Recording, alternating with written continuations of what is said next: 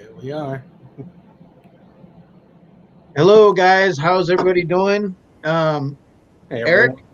and Robert. So, just guys, just want to let you guys know. Welcome to Scream Stream session number 7. Unfortunately, my co-host Dallas could not be with us tonight. So I have asked Robert to step in and just kind of help us out a little bit in regards. So we have a great show tonight. It's 4th of July weekend. And so, real quick, Robert, just want to say hello to you. How's everything?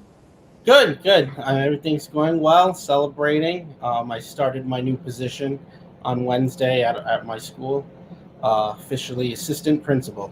Oh, So, got to be extra congrat- careful what I say. congratulations, congratulations. Thank you. So, Um, already looking so let's great. take a look quick here and welcome the chat. So I saw Andrew Weeble, you were in first, awesome.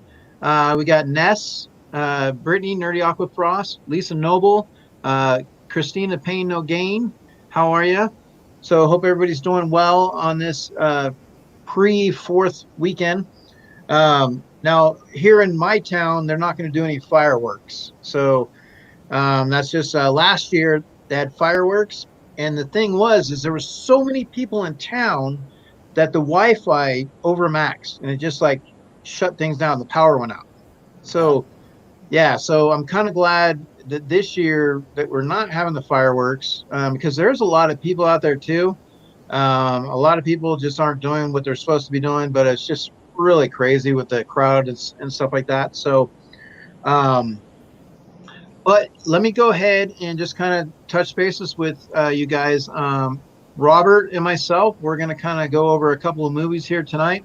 And one of the movies is I Know What You Did Last Summer, and which I don't. I don't know what you guys did last summer, but we can find out.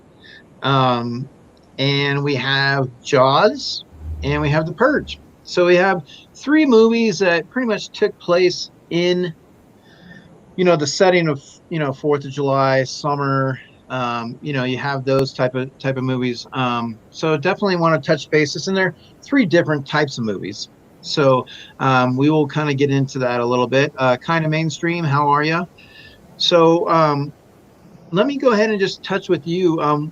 Do you remember um, your encounter with say Jaws?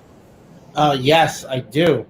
I remember being very young and my parents watching it and me kind of walking in on the famous Quint getting eaten scene that traumatized me from ever wanting this to go in the ocean. And I got a story, you got to stick around, of an experience that I had down in Florida. So Okay. we Well, get to, what we're gonna actually do is kind of touch a little bit on the other two movies first. But just to kind of get this opening going, what I wanted to do, I got to reach out to Ross. Ross is also wants to come on here, so I'm going to send him a link. But while I'm doing that, I wanted to give you guys this here. So let me pull up the screen for you, just kind of get things going. And let's see here. here we go. But actually, you know what? I'm sorry. I hold on. I know you guys are excited. I know. Um, but let me do this real quick. Before I get to that, I would like to, somebody's asked to come on with Ross, and Jaws has been a big part of his childhood. So I'm going to go ahead and do that. Newbie Comics, how are you? So, what I'd like for you guys to do, real quick, Pop Scott, how are you, bud? In the chat, just kind of talk about, your 4th of July, like what you remember from some of these movies, like, like, do you remember Jaws? Did you not want to go back in the water? Was it a movie that you'd never seen? Like, what's your experience with, the Jaws and the Purge and I Know What You Did Last Summer? Like, kind of just touch on that real quick. I'm just going to do one quick thing for you. We get going, and I appreciate it here. So, Robert, we'll kind of touch into the sightings of some of those movies Hmm. and just kind of go from there. So I know you're looking forward to that. Sam. And let me go ahead. I just want to make sure that I do get a chance to get um, Ross on there. But anyways, obviously, Jaws, one of the facts that I kind of read was they didn't want the girl to know anything about being pulled in the water. So they had cables run underneath the water, and they stood off to the shore, and they had them attached to her, and the guys were pulling from the shore. So it was kind of like a reaction. That's just one of the facts I just kind of want to give you. Um, they just wanted to give that actual automatic scare reaction the best that they could. So that's why they attached the cables. And then from there, just pulled when they could. And there she is going under the water and, making that scene. Um, so, but we are going to touch on before we get to that, and I do want to open this with the Jaws scene because out of the three movies, the opening is the better one. But let me go ahead and touch with the chat here real quick. So, Brittany, the last time I watched Jaws, my cat was staring right at the TV. Let's go ahead and highlight. The last time I watched Jaws, my cat was staring right at the TV. And when he came up out of the water to eat Noah, my poor cat ran for it. Awesome. um, so I mean, Jaws has played its role, and the thing is it was. I remember seeing. How many years is it now? Is it what 40? Yeah, 1975 it came out. 1975. So that's. I mean, God, 5 years old, 7. You got like summer. They originally were going to have that come out in the December. Mm-hmm. Yeah, it wasn't supposed to even be a summer movie. No. Mm-hmm. So that's an interesting fact for that. There's a lot of cool things. Hey, Fox Crown, Newbie Comics. There's a lot of cool facts with Jaws, and I mean, just from making the mechanical shark and having to, they had to deal with it a lot. It was really heavy, wasn't operating properly. Yeah, a lot of delays, and because originally it would have been a Christmas movie. Think about that. Yeah, it would have been let strange. me go ahead and I'm gonna take that off real quick. Hold on 1 second. Um, bear with me. Of course, my computer doesn't want to. There we go. All right. Yeah. So let me just first talk about though. I know what you did last summer. Okay. So you have a gentleman who has a hook. You have some teenagers that are running around having fun. Let me go ahead and put this up here real quick. And they're having some fun. And next thing you know, things go awry. They hit somebody.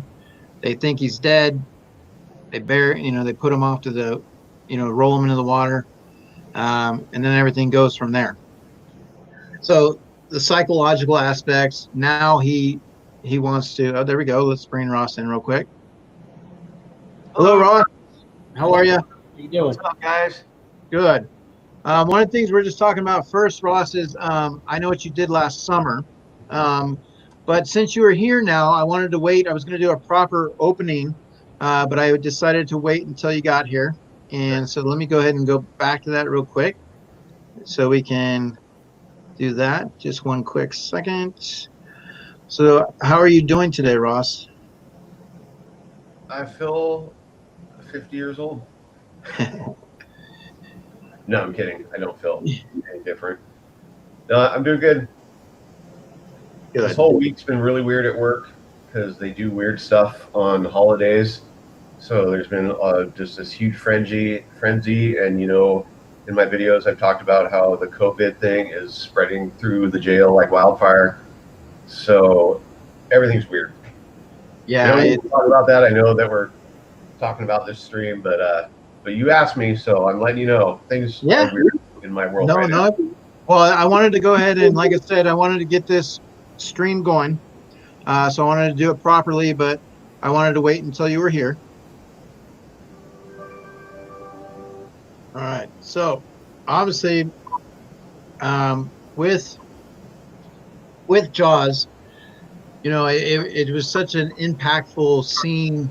It obviously created panic. There's a lot of things, psyche, a lot of stuff to go into on that. And I definitely want to get into some of your guys' stories with that. And but first, we're going to kind of touch on the smaller portion of our stream, which is I Know What You Did Last Summer.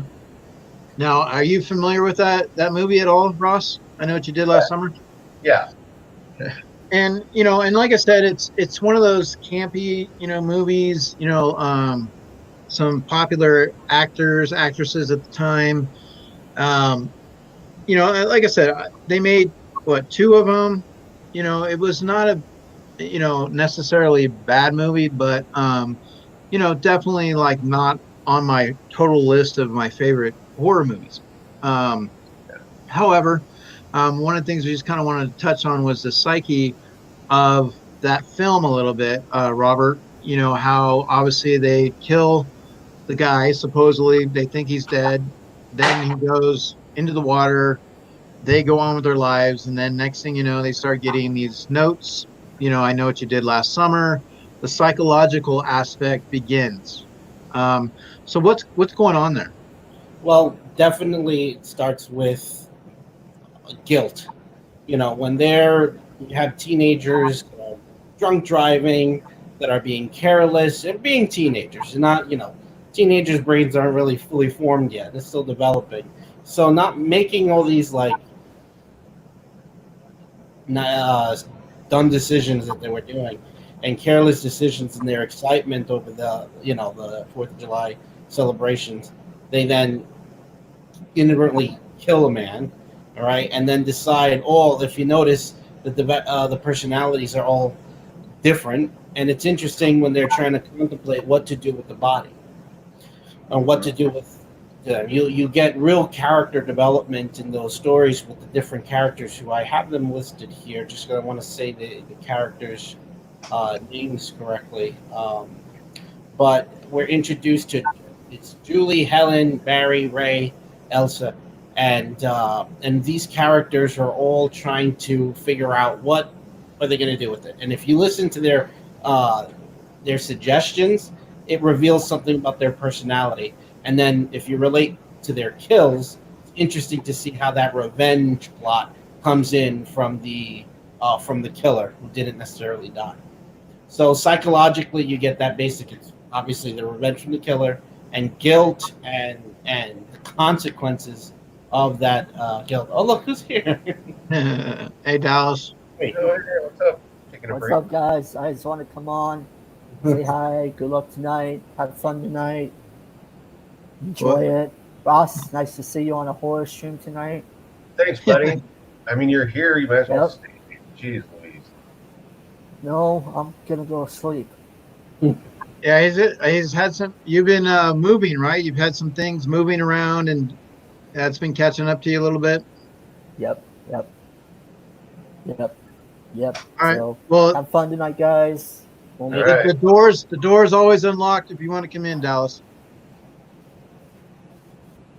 I know. Just add myself. I know. All right. So, Well, guys, I might get play the some rest, game though bud. when you guys start that. So, yep. All right, guys. Bye. See ya.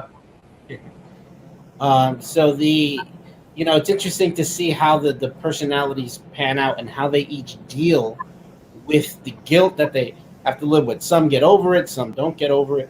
But that whole unraveling throughout the story of how each of these teens deal with the revelation that their past is coming to haunt them is pretty interesting. I enjoyed. I Know What You Did Last Summer. The first two. Wasn't necessarily a fan of the third film. And what's most interesting is that it's actually based off of an urban legend. All right, called The Hook. And for those who've not heard of The Hook before, it's an urban legend about this man that would come out with a hook and attack couples who were parked in their car.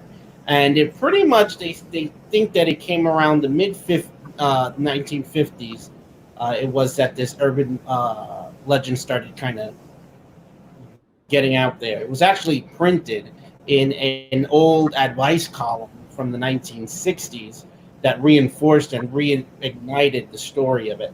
And it's become pretty much this. It's been used as this archetype in horror and slasher films a lot. That basic story of a killer with a hook hand attacking people, and of course, I Know What You Did Last Summer is really based off of that. So its success in its night in that would have been 97. Its success is another addition to the slasher films of the 90s. Yeah. It's funny that I was getting caught back up on this whole movie, and right when you were talking about that, I happened to read the little clip here that says, early in this youth-oriented thriller, a group of teenagers tells each other scary urban legend stories about maniacs with hook for hands. Yep. Yeah, because it's the stories. Now, I'm, as most people probably know already, I'm actually I was a teacher of high school, and now I'm the assistant principal. So I deal with teenagers as a career, and teenagers like to talk, teenagers like to gossip, teenagers like to scare each other, and then teens are teens. So it's interesting that when you see the movie, what I really enjoyed is you get that genuine, even though the characters, you look back at it, it's very campy.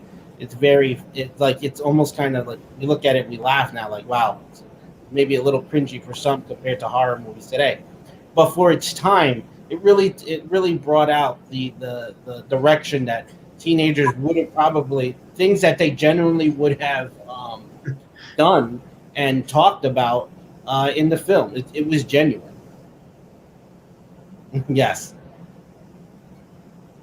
And I was completely unaware of all the actors and actresses that were in this film. I mean, Yes. I knew at one point, but I had forgotten.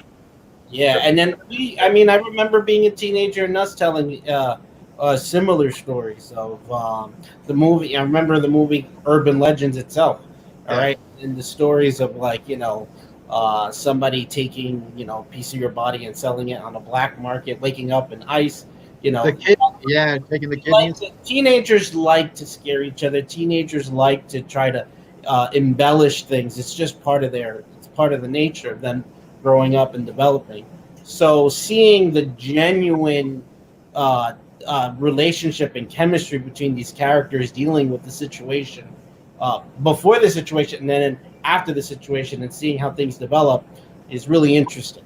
And I honestly think that's why it's very successful. That and the second one were really successful in the franchise because it has that touch to it. Now, obviously, you have the famous actors and actresses that were in that film, being Jennifer Love Hewitt, Sarah Michelle Gellar, who was coming off the popular because of Buffy the Vampire Slayer.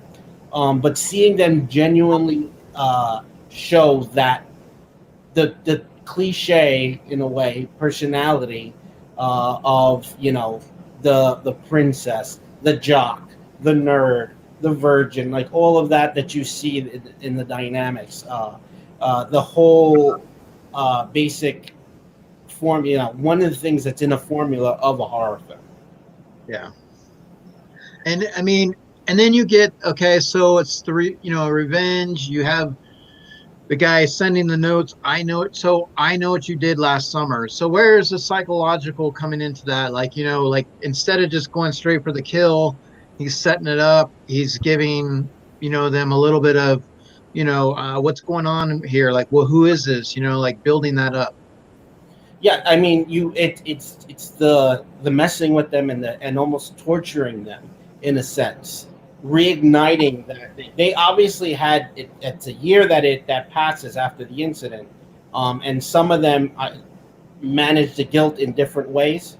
Some either just ignore it or just forget about it. Others have to live with it, and the taunting of the killer leaving those little breadcrumbs throughout the beginning of the first pretty much act of the film into the second act is what makes it more suspense, because now you're turning it into kind of one of those famous 1990s like who done it, you know, that who is it, who knows, and now it's almost a murder mystery in a sense, in a way, and we as the audience are now on board with the game. We're trying to pick out, you know, who the killer is based on this psychological torture that they're doing, and leaving the little notes and knowing how to trigger those particular characters with those different personalities.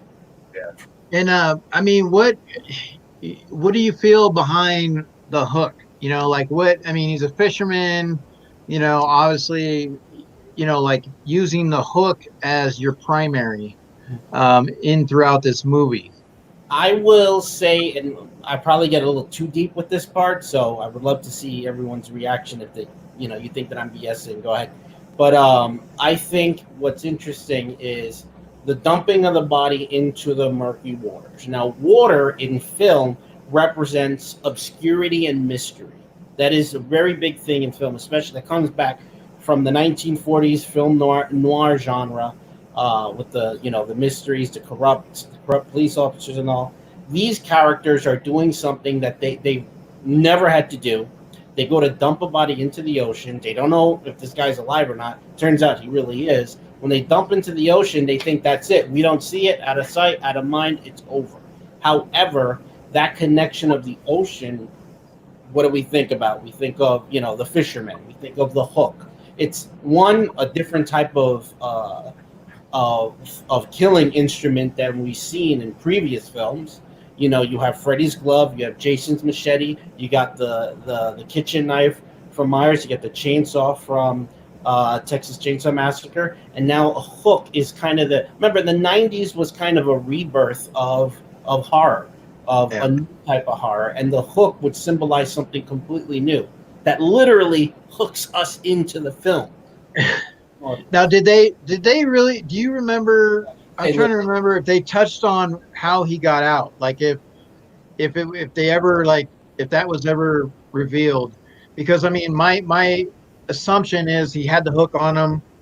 Obviously he wakes up, he gets the hook, rips out of it, and then swims up and goes from there. But I mean, there's a lot of stretches, throughout that movie. But like, I don't remember if he had the hook when he was done it. I thought he got the hook when he killed the Big Bang Theory actor. Well, and that's why I'm wondering, like, I mean, what did he have, in that sense? Like, they never really seemed to like touch fully on that. Well, he was a fisherman, so there is that history of which we find out later, because if you remember at the very, very beginning of the film, where we see this teenager who's kind of just sitting on a cliff, who we assume, spoiler alert, is the person that was hit by the car. Yeah. And it turns out it's very different. But that play on the hook, connecting with the water, connecting with obscurity, connecting with the fishermen, it kind of like all connects. It's something different. It's something mysterious. It's something that we are going to want to follow. So let me do this real quick here. I am going to bring this up to you guys real quick. I just, like I said, I'm not going to do a whole lot on this film because we have the 3 films, but I just wanted to touch a little bit on it. But I just wanted to kind of give you just a little taste of it in case some of you guys forget what it is, what it was. I have a few observations, comments to make too about this. Okay, let me. You want to make the comments after the trailer or right now? No, make it after, because I'm just Perfect. of pure memories from these films. Hey, Mama J.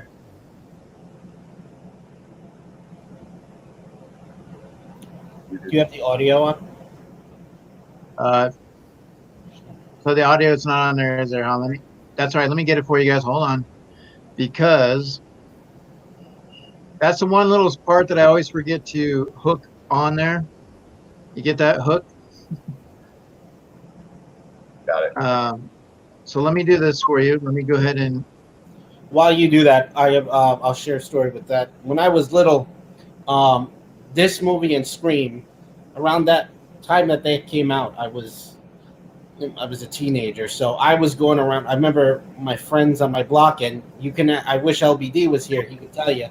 We used to go around and play like manhunt tag, but instead of manhunt, it would be an actual killer. And one of my things I used to walk around was this plastic hook, and if I hooked you, you were it. And that was obviously taken because of I know what you did last summer. So, Well, uh, you also have, I mean, Candyman. I mean, there's like you said, the urban, the legends and stuff. So, all right, let's go ahead and just roll this real quick. Should have came out for you too. A toast to us.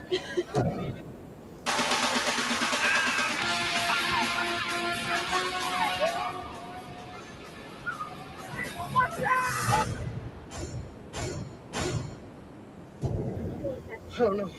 Oh my God. What the hell was he doing out here? It's manslaughter. We're gonna find no matter who takes the phone. Think about it. Think about it. College, scholarship, the guy's already dead.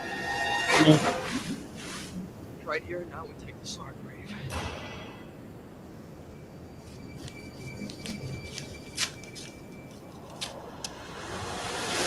Somebody sent this to me. Oh my God.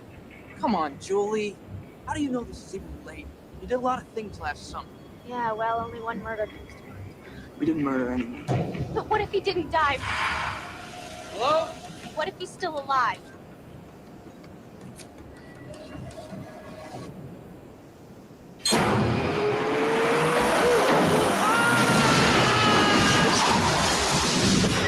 Somebody tried to kill you last night. We have to go to the police. No, we made a pact in order to keep it. Barry, look at us. The secret's killing us. If you want to be dead, he could have done it. Who is? Some guy at a slicker.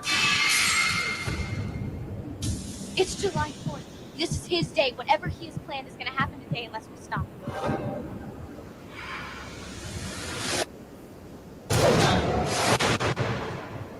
Don't you see? He's got us now.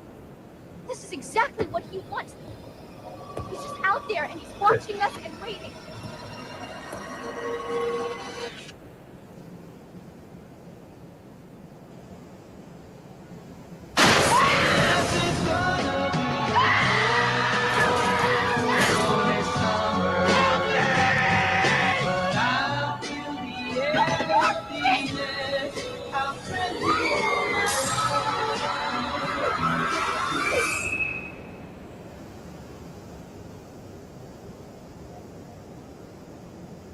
I see LBD joined us in the chat. LBD, do you remember playing Hook? We used to call it Hook when we were little. I would use this. So I had the Scream costume, the Ghostface costume, and I would have a hook, and then that's how to play. We'd run around. We had a big parking lot across the street from our house, and I'd run around, and if I hooked you, you were it, basically. So you were one of my victims, and it was basically the last man standing. So I remember that was fun when we were little. So you have something you want to touch on, Ross? Well, I don't know, just some observations. So, as far as the hook goes, as a fisherman, the gaffing hook is a very, very common implement for fishermen, and it is very intimidating and scary looking. What a great implement! Like, because knives and stuff, like you can imagine what it would feel like to get killed by one of those. Probably most of us have not experienced it. But you can imagine what it would be like. So it's terrifying. So that's a terror element, which is great. And then you mentioned the ocean, which for some reason instantly put into my head Tales from the Crypt, the one little section of that movie from back in the 80s where Ted Danson from Cheers, and I can't remember the lady, they murdered her husband or whatever, and then he buried them at high tide or at the tide mark. Remember that up to their necks? Yeah. And the water came in and killed them, and then they turned into like fucking water zombies. Yeah. That was cool. But then I have this meshed up memory of the I Know What You Did Last Summer movies, and Wasn't the guy from Roseanne in the second one the kid? No, that was the first one. First one. He was the one. It was- Yeah, actually, he is technically the first on-screen kill we see with the hook, because he hooks him right under the jaw and kind of just pulls him out. Okay, so that, no spoilers, that was not the actual guy who died. That was, Yeah. Okay. And then for some reason, the thing that has the most strongest memory of those movies was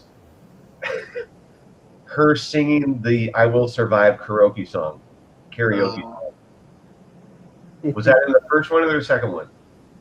That's Two. I think that's two. Okay. So now the one thing that I about this, okay, when you look at the trailer, and this goes for a lot of movies in regards. Now, him coming out, she looks back and she sees the row of like mannequins of plastic and everything, and all of a sudden he comes at her.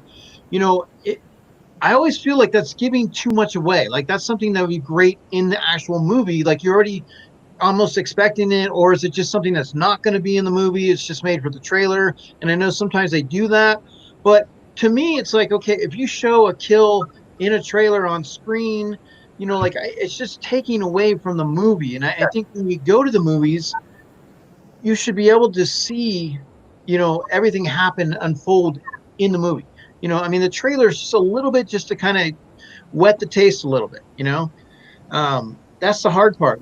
When you have a 2-minute trailer, you can give a lot of stuff away. The 90s, remember, if you look at a lot of trailers in the 90s, they're very different to now. Everything's all, be careful not to spoil anything. Some trailers do, but the 90s was very much so that, that was just the style back then. It's funny because I remember seeing the trailer and still seeing the movie and still being getting that jump scare. Now, just so you know, does the child have some input on this movie? And what would the child like to add?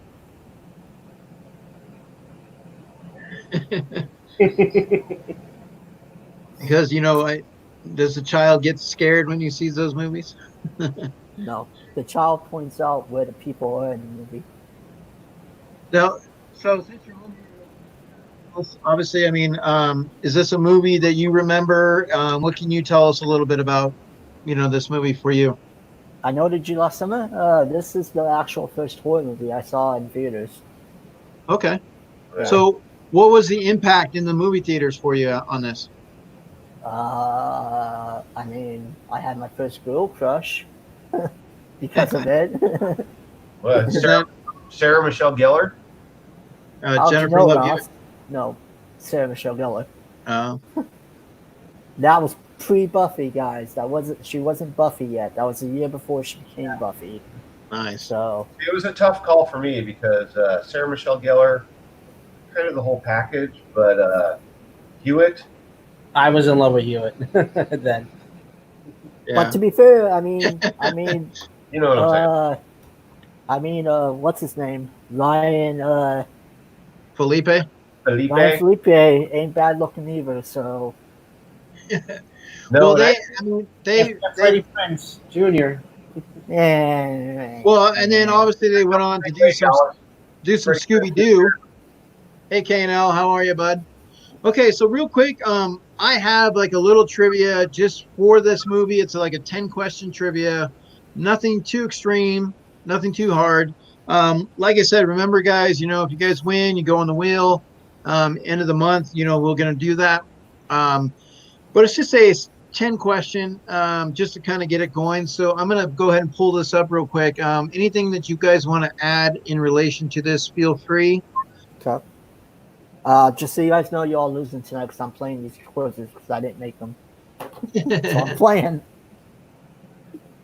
Yeah, I'm gonna lose this one for sure, but yeah, I might do decently on any Jaws trivias. Yeah. It'll actually surprise me how much I can remember. Because I have watched them several times, but it's been a long time since I've watched them. Have you seen all 4 of them? Dude, I saw the 3D one in theater like 4 times. We don't talk about that one Why not? because that's terrible. It was fun. No, not fun. Yeah, but I watched it in the theater with the glasses on. That just sounds, yeah. I can't participate in this whole way, so don't worry. Why? Because I know the quiz. I don't have the Oh, you've done it before? Yeah. Well, I just Um, want. yeah, I mean, no, the thing is some of them I was able to pull from just quizzes that were out there in that sense. So, that's the.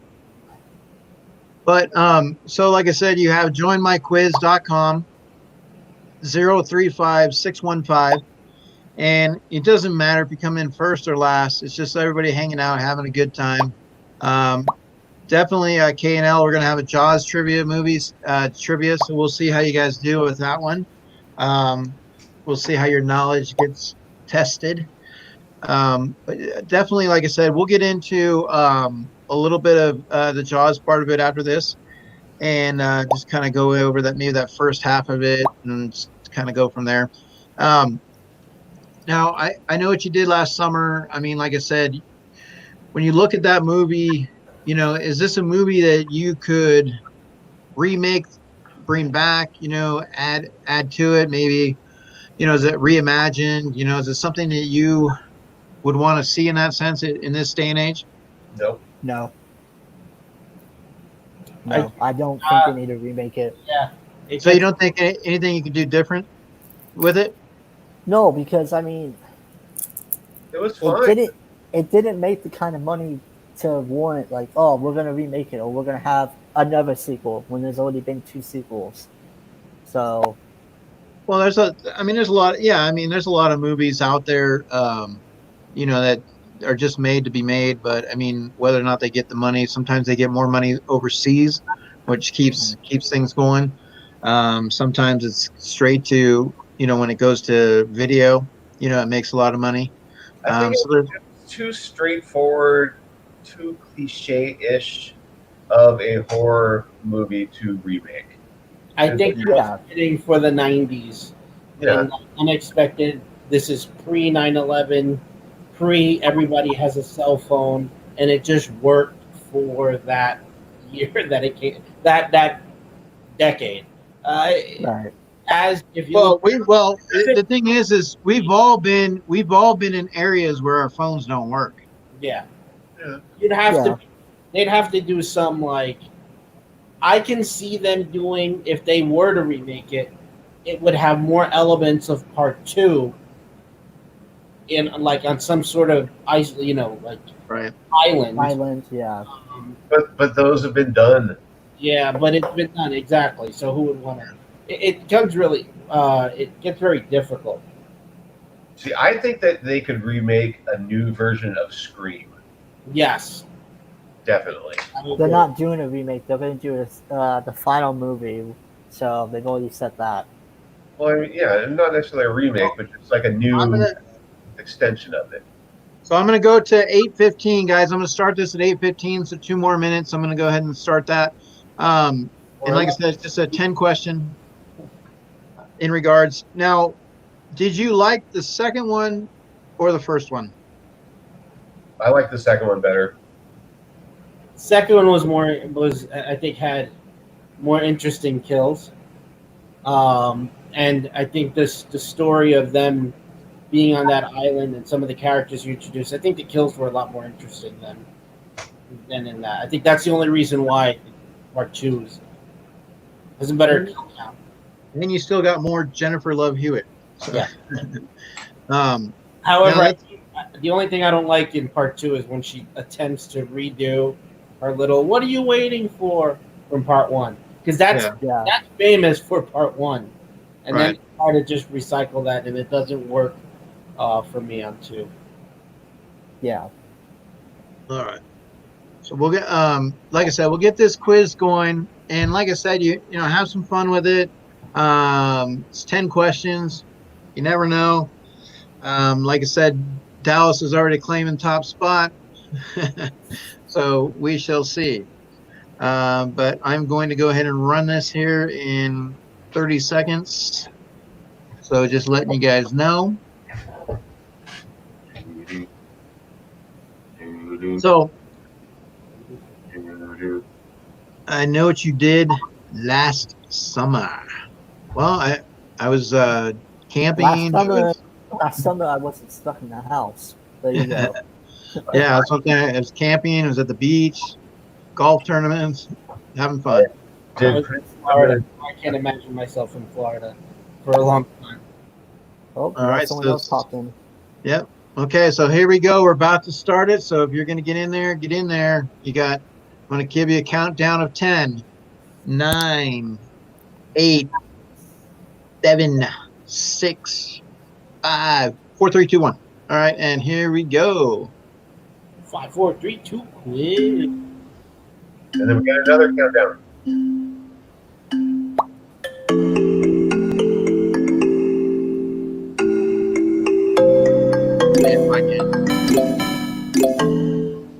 Ah, shit.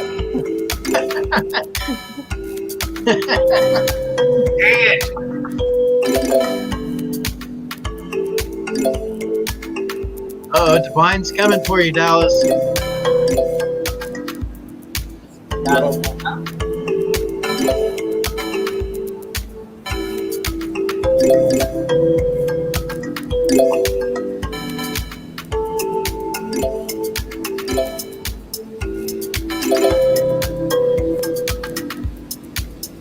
While they're cooking the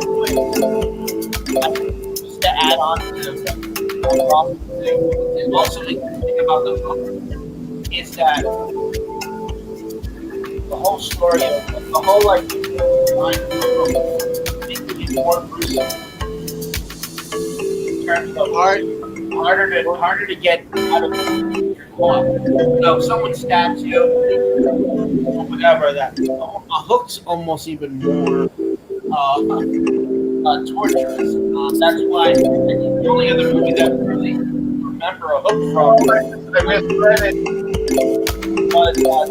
Chainsaw Massacre.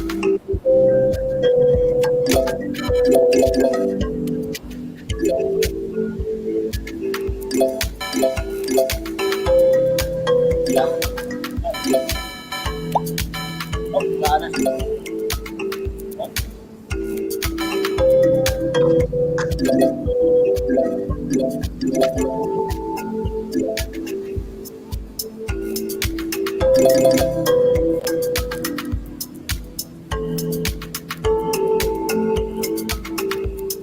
Matthew, don't. What? Bullshit.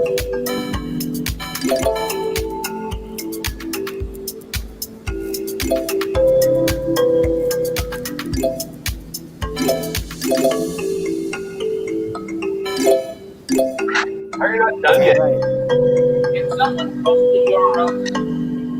I gotta someone something.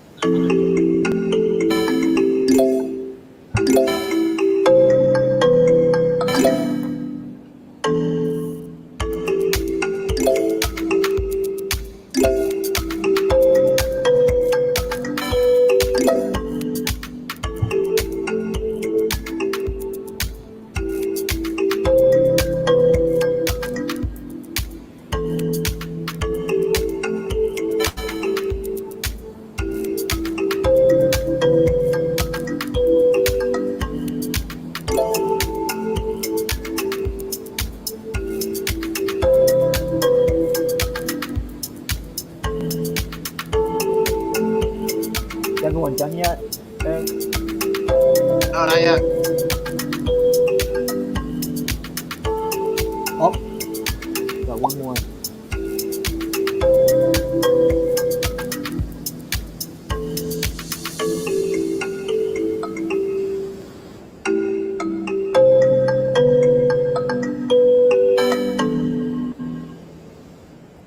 All right, so everybody should be done now, or no? 0, 0. Yes. No, we still got two people playing down Okay. at the bottom. Well, it should stop, right? You can end it yourself.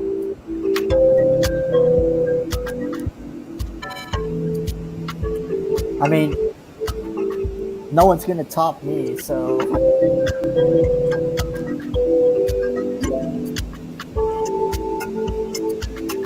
Did everybody finish in the chat?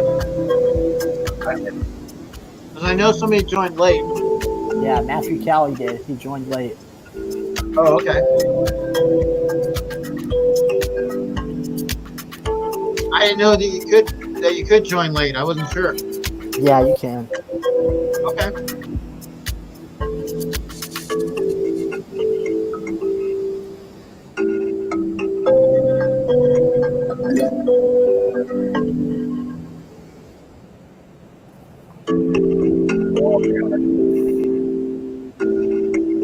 Let me get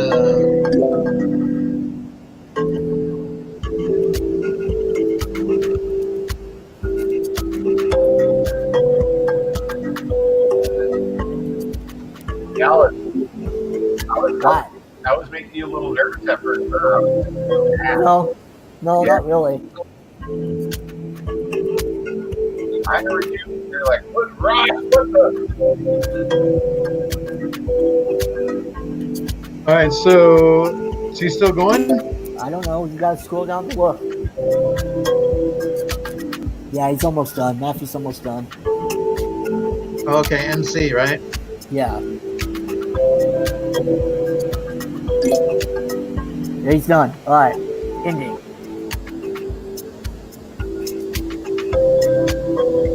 Ashley Reed, you are my 500th follower. Aha! I am the best. So Dallas came in. So Dallas came in first. Aquafrost and Goddess. So Aquafrost, Brittany, we will go ahead and add you to the wheel. Dallas Do I need doesn't to need keep to. track of this? Yeah, do you want to? Yeah, I can do it. I mean, I can put her. I have her name down too. Either way. So I got it. I got Ness on here twice. Robert's on here, and now Brittany's on here. okay. Yeah. Um, I went too fast. I would have got at least one more question right than what I got. No, Ross. I said at least one more question right. I didn't say I was a win. I just want to give a quick shout out again to Ness. She's my 500th follower. oh, nice. 500. Well, thank you. Very nice, Ness. To Christina, thank you. Yeah, like I said, we definitely there you go, Mama J. She got fifth and never seen the movies. Well, see, there you go. Now you can go and watch. Obviously, it's one of those movies. If you got nothing to do, if you're just kind of chilling on the couch, you want to make it a day where you're going to watch some movies. Not a bad one, just to kind of chill and watch. I mean, it's going to at least keep you a little bit entertained. So definitely, like I said, you go get it from wherever you can get it these days, Netflix or whatever the case may be. I remember it's on that Amazon movie. Prime, guys. Huh? It's on Amazon Prime. There you go. And I mean, it's obviously dealt with the summer, 4th of July. Really? So it's one of those movies, beaches. You got horror, you got teens, you got stuff going on. Hey, it is what it is. It was just featured on the Kill Count by James A. Denise. But he just finished doing the 3 films. What I was saying before, when I don't know if people can hear me because the music was playing, but to get back to the hook, what's interesting is, again, I think it was the 1974's Texas Chainsaw Massacre where we saw a gruesome kill with the hook when one of the victims is put onto the meat hook. So it's just the weapon itself, the murder weapon itself, is just so gruesome. It's hard to get out of that, as opposed to if someone just stabbed you, which is bad, but the hook is just something more menacing and much more torturous about it. If I'm not mistaken, the way that film ends, when she's looking into, I think it's the mirror or something like that. It's like foggy. It comes out of the glass. Glass also represents a mirror, and steam or fog also represent obscurity in movies. Yeah. So, Well, so we like I said, we just touching a little bit on that movie. Just wanted to kind of bring it into the fold. It gives you a different type of psychological horror, a little bit of, hey, the guy's dead, he's not dead, he's coming back, he's playing these games. I know what you did last summer. Just psychologically getting in the head before he, makes his kills. And throwing a couple of twists that leads into a second film. So you can go check those movies out. But I want to get into the next subject a little bit. So just to kind of get that going, I want to show you something. So let me do that for you. Let me get the audio.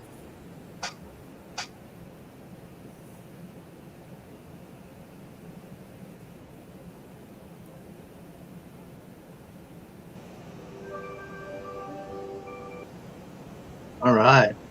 That was So obviously, in that movie, with the shark, it was really difficult for them because it was a mechanical shark at the time. It was really heavy. They needed to do a lot of different things throughout that movie to pull that off and make that work. But seeing that for the first time, seeing that big, massive shark just come up on the boat, and here's this fisherman that, this hunter, that is now becoming the prey. He's becoming eaten. He's supposed to be the one killing the shark, and now the shark's getting him. So let's touch on that a little bit for you, Robert. I'm sorry, I lost you there for a second. The audio glitched. Oh, sorry. So you have this guy who was hired to kill the shark. So we're talking about Quint. Uh-huh. All right. So here's why I love Quint, for the simple fact that he should be a reminder of some people. With another one of my favorite. I used to teach this when I taught English. He is Captain Ahab from Moby Dick. That's basically what he is.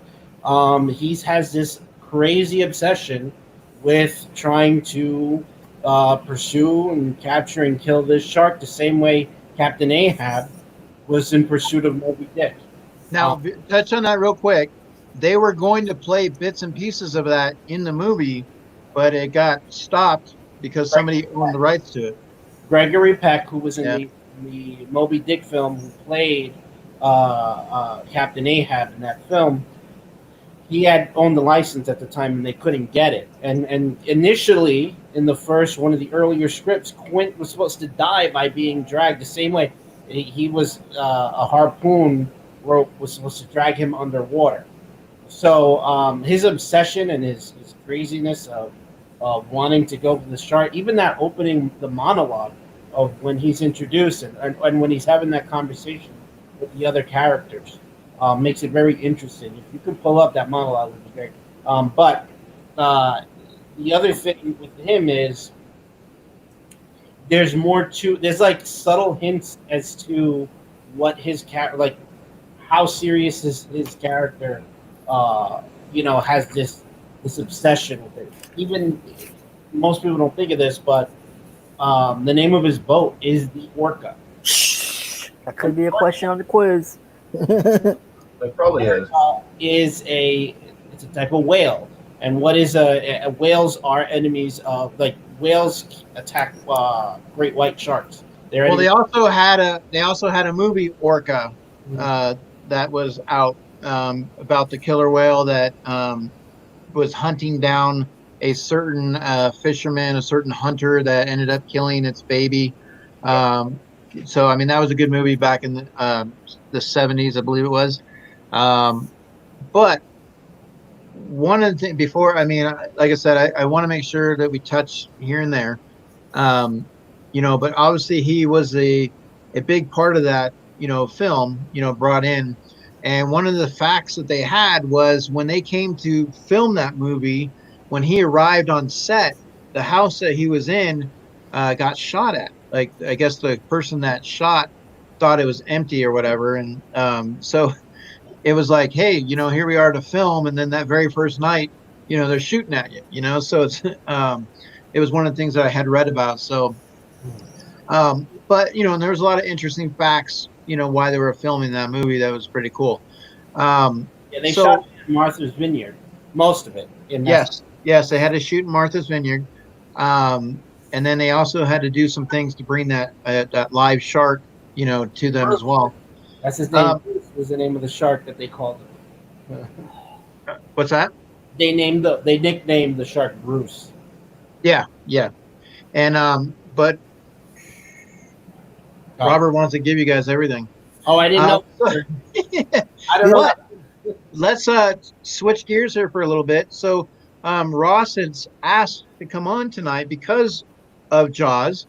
Yeah. So I'm intrigued to find out, like bits and pieces and what Ross has to offer, on this movie.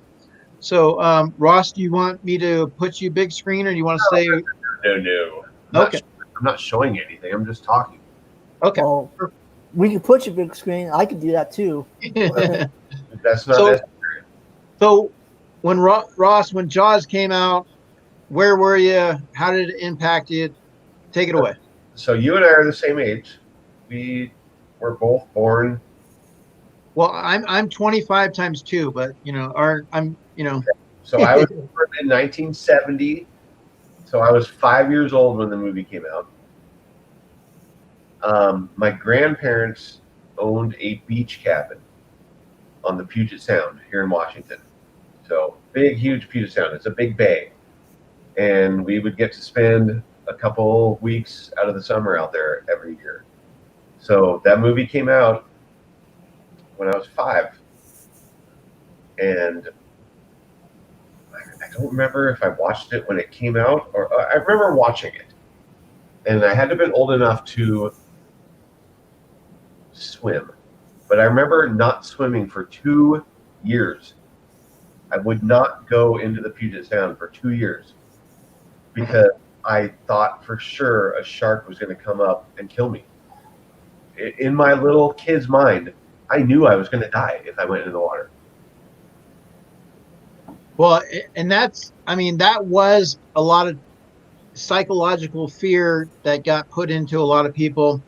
Now, if you look at this film, they had talked about it being at Christmas time originally. Now, would that have had that much of an impact, being the fact that it came out in the summer when people were going to the beach opposed to Christmas?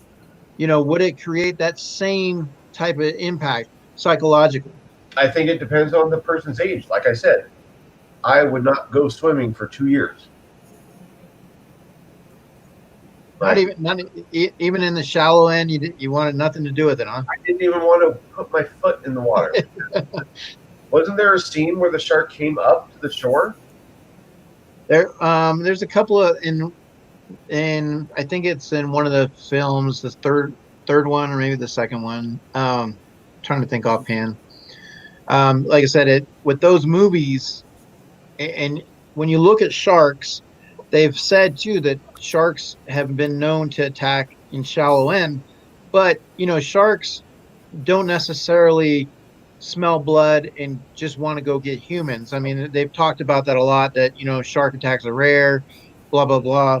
However, I don't want to take my chances. I mean, I know for me to go swimming in the ocean, I'm not going way out there. And there are some places like in Hawaii or Australia where the water is perfectly clear, and there are sharks, that can come up to you, but they're not going to attack you per se, but you can see them swimming. And just that whole thought of that, not knowing what kind of shark's coming at you and just seeing a shark, does create that fear from the movie of Jaws. Yeah. And Mama J, she said she saw it at a movie theater at the drive-in. There's a pretty good chance I did too, because drive-ins were very popular back in the 70s. Saw a lot of movies at the drive-in. But then you touch on that point where you're swimming, where there's a huge amount of depth beneath you. And yes, that is in any type body of water. It's just an eerie feeling. Like you could like, okay, I'm sure there's a lot of people that are super comfortable with that. They don't even think about it. But I am always super conscious of what could be lurking beneath me. And there's a lot of stuff lurking beneath you when you're out there swimming. I mean, there could be more people looking beneath you right now. There's nobody lurking beneath me right now. But well, I mean, it's okay. Even when you go into like a creek, a water, a type of water where you can't see anything, like for example, with alligators, or like a water moccasin, something that you can't see, but you can all of a sudden you feel it, or you sense that it's in there. Going into the ocean, I mean, for a fact that that is a large body of water. And as it gets deeper and deeper, I mean, there's things in the ocean. So um, I know for me, I'm content with being on the beach. I'm content with walking along the beach. I don't know if I would want to get in the water. Now, if it's just a river, a lake, I'll take my chances. But definitely, that movie did impact, how you looked at going to the beach and playing in the water. And when you start hearing, and that's how they kind of looked at that when they wrote that book, was based off of, shark attacks, um, with that. So let's talk about that psychological aspect, Robert. Um, is it something that stays with you? Is it something eventually? Now, you said, real quick, Ross, you said 2 years. So you did, after 2 years, get into the water? Yeah, I did. So, okay. So let's look at that psychological aspect of it, Robert. Like, what's free? Is it freezing you? What's going on? This was actually mentioned in the chat, but we know more about outer space than what's in the ocean. We've explored more of outer space than what's in the ocean. And remember, horror is all about the future. It's all about what we don't know and what we can't see. When we like to be, it's just human nature and instinct. We like to be in control. We like to know things. When we don't know something, we are vulnerable. That vulnerability makes us feel like we're not in control. So when seeing a movie like Jaws, and then knowing how real it can actually be, and then trying to step foot or toe into that ocean, there's that play on the fear in the back of your head that, oh my God, wait, I can't see what's underneath me. Water, it's hard to see through. It's obscurity, it's mystery, just like in I Know What You Did Last Summer. It's it's that it's that not knowing and not being able to control your fate. That that's why when you walk and you step on something or something brushes up on your leg in the water, you freak out, you panic, you grab, you're like you struggle, and it's just that panic, that fight or flight response comes into us, and has played on our fears. What I love is I think it's somewhere in New Jersey or it's somewhere in the United States, definitely, where they actually screen the original Jaws on a big screen, and the audience is in water. You're in tubes watching the movie while you're just like in a lazy river, but watching the film. And I've always wanted to do that because it plays on that. It's that same fear that we have of the dark. That people don't know what's behind the closed door, don't know what's lurking in the shadows. This is what's lurking in beneath the depth. This is The what's depth lurking. which we don't know, which is one of the scariest things when you try to deep down psychologically what we're scared of. The toughest person could be out there, and because they don't know, there's still that kind of little hint of, oh my God, do I have control here? Because you lose that when you don't know. Yeah. So let's here's another fear that I kind of want to, when we talk about not knowing what's down there. I want to see if this is something that, a lot of people do this. I don't know if I could actually go scuba diving, go underwater. Like, I think for me, like, I would want to, part of me, but at the same time, like, that fear of being under the water, like just being in the water, like that. not being able to breathe, like even though you're breathing, but just that claustrophobic feeling, the pressure of the water, like everything that goes into it. But I wanted to pull this up here. So let's see. And audio. And like I said, and then we'll touch with Ross again if he's got anything, other stuff he'd like to show. But let me go ahead and.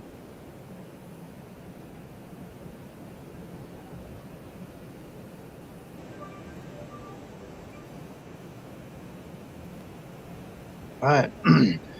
So obviously the psychological part of that, you're in a cage, you're underwater, something's lurking around there, something can come anywhere, any direction, and then it does. The massive hits. I know when they were filming that, they said that there was actual a real shark that got entangled in that cage, like there was like tried to come in and bite on the cage, with that. So what do you see? Obviously, I'm not the one going to raise my hand and say, "Hey, I'm not. I'm not going down there, and that's not going to be me." We're going to draw straws, and I'm going to rig it so Ross gets the short end of the straw, and he's got to go down there. Oh, thanks. What do you see? Let me start with you, Ross. Like when you're watching that movie, what are you thinking? What's going through the head? Okay, so we talked about how the first movie, maybe the end of the second one, it prevented me from wanting to swim. But it was stretched. The franchise was pretty long. Like, wasn't the last one 1987? No, it was later than that. No, I think the last one was the 90s. But anyway, it was like, so the last ones didn't affect me because, like, you saw through the. I mean, when you watch that as a 6, 7, 8-year-old kid, you're terrified. You don't see the special effects. You see a freaking shark killing people. So Jaws: The Revenge came in 1987. Trivia question. Anyway, but I remember from the later ones thinking these people are stupid. Like even that little clip there triggered a weird memory where like, you guys know this stuff is going to happen. What are you doing? Why would you go down in a cage when you know this gigantic thing is going to come and kill you? Now, have you seen? I don't know if you have or not, Ross, but there's a movie 57 Meters Down. I don't think I have. I might. 47 meters down. 40. There you go. 47. Thank you. So the premise, though, Ross. Okay, these girls are in a cage. They're in the water, and they're kind of looking at sharks and looking underneath the water. Well, the cage snaps, so they go farther down. So they obviously have a certain amount of air. Well, so now they're battling the elements of trying to survive, the air, but now they also have sharks to deal with. So that's obviously one of the other things that, would have been kind of cool to see them add in this particular movie here. Just a little aspect of it. Maybe have it just kind of go down a little bit, like it's going to break, but. Well, because I guess if you're in a cage tethered to a boat, you feel like you have a little bit of control. Like you trust the people on the boat to get you out of harm's way if stuff happens. But yeah, so like that premise of the cable breaking and boom, you don't have any more safety. That's pretty cool. So Jaws has triggered a lot of shark movies. Some that have been decent, some that have been good, and some that have been like, oh my God, what are they thinking? So, I know one of the movies that I did watch a while back with The Shallows, which was, pretty good. How the girl's on the rock, she's hurt. She's got the shark circling around her. She's got to fight that, go through that. Just that, but the terrifying, I know you're shaking your head, Dallas, but having to be stranded, knowing that your only way out of that is to get in the water that has sharks coming after you. Like, you have that. and you're bleeding. So you're obviously going through that whole, how do I do this? I'm thinking when this guy's in the cage, like for me, like I want to stab him in the eye, so he can't see. Like, let's just take care of this the best we can. But I know there's so many things going through your mind. So, Robert, what would someone be thinking in that situation? Like, what are kind of the triggers that would be going through? Like, trying to take it. It's the fight or flight again response. People are going to freeze up and get scared and try to run away, or people are going to try to fight back. So it really depends on the person and what they're trying to do. But someone who's vulnerable, I know that uh, if I can get into a personal story, when I was in Florida, I was in the ocean in Hollywood, Florida, when I visited my mom when she moved down there the first time, and I was in the ocean and noticed something. It was around uh, at that point the sunset, but we were still on the beach. And as I'm swimming, I want to say within 8 feet of me, I see something kind of jump out of the water, and it was a fish. And all of a sudden, right behind it, a shark. It was a hammerhead shark. Oh, It was chasing the fish. The fish had, I guess, like, 'cause it was right where I was kind of not. I was not too far in, but in enough where this fish kind of was trying to swim away, and it kind of just got caught, I guess, in one of the waves and just kind of swimming. But this shark was coming right at it. Yeah. There was someone that had the goggles on who saw it, and all of a sudden I knew there was trouble. When all of a sudden you just hear the whistles going off and all the lifeguards saying, "Get out of the water." Everyone cleared out of that. I have a picture and I can't find it. So it's in my cloud, but I took a picture of the shark because it stood there. Um, Let's real quick, let's say hello real quick to Kat came in. Hello, Kat. Go lightly. Um, Now having those pictures, I mean, are obviously important. yeah, Um, I but thought, I mean, wow. maybe you might come across it. Let's just real quick though. Chris, Kano, Matthew, Papa Willie. You got Dallas in there. Cat Go Lightly. I know Brittany was here for a while and she ended up having to go. You got Andrew, Ness, Tori, Unuseful Unboxing. Hello. You had Mama J, and just kind of going through that a little bit. I know Lisa Noble was in here.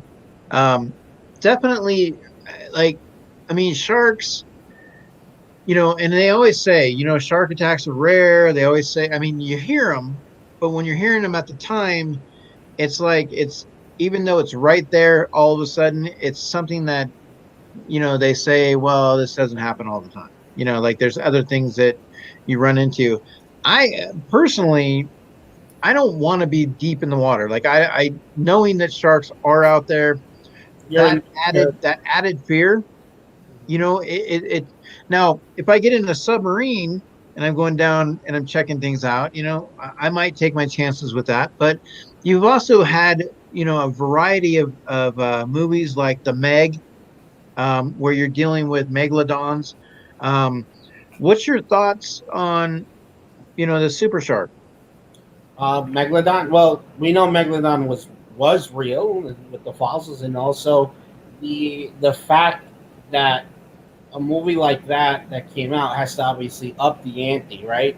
Because of the draws. But um, I think why people are so into Megalodon is because who knows if there's one still out there, or so there's that kind of how deep in the ocean these things are. The same, it's the same mystery of could this come back? Could a shark grow to that size?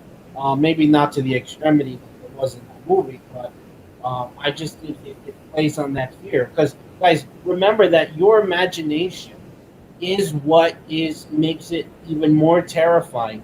We don't realize that yes, that unknown. We try to make sense of it, and when we try to make sense of it, we think of the worst thing imaginable. The reason that Jaws was successful, the struggle that Spielberg had in creating this movie was that mechanical shark, and it just didn't.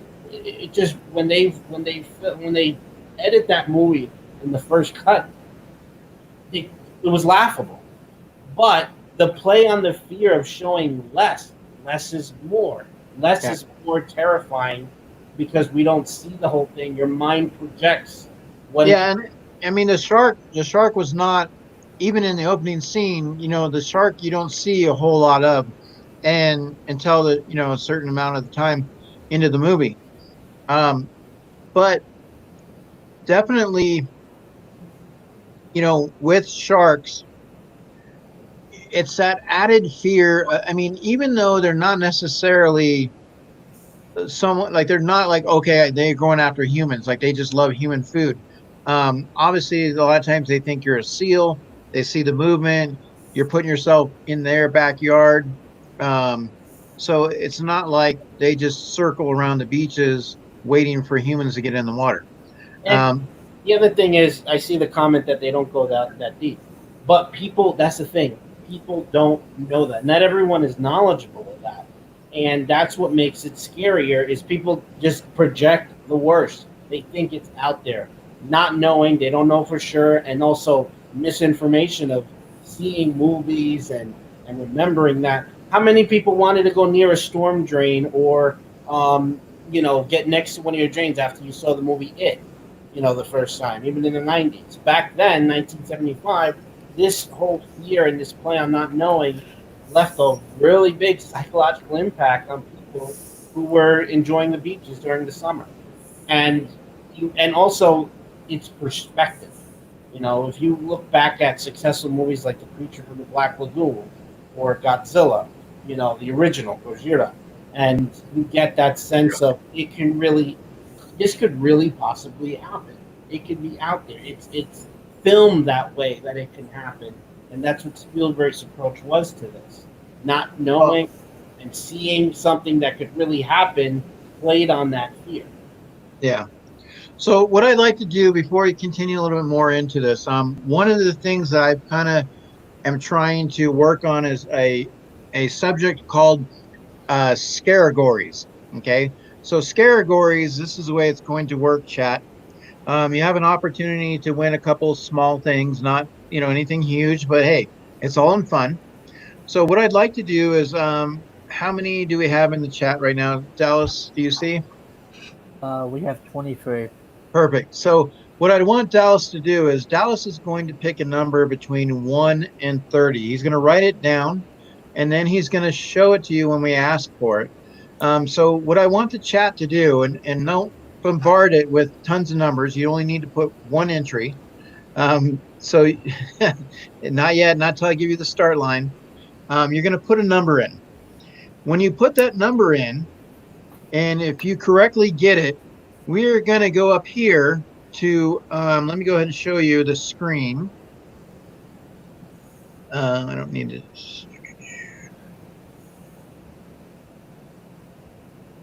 So here we have our horror. So we have the 80s, the 90s, the 70s, the 60s, and the 2000s. So Robert has a couple of questions that he's prepared. And if you get, he's going to ask you trivia. So it's going to be that one particular person. We don't want everybody in the chat to, it's going to be whoever gets selected because they have an opportunity to win.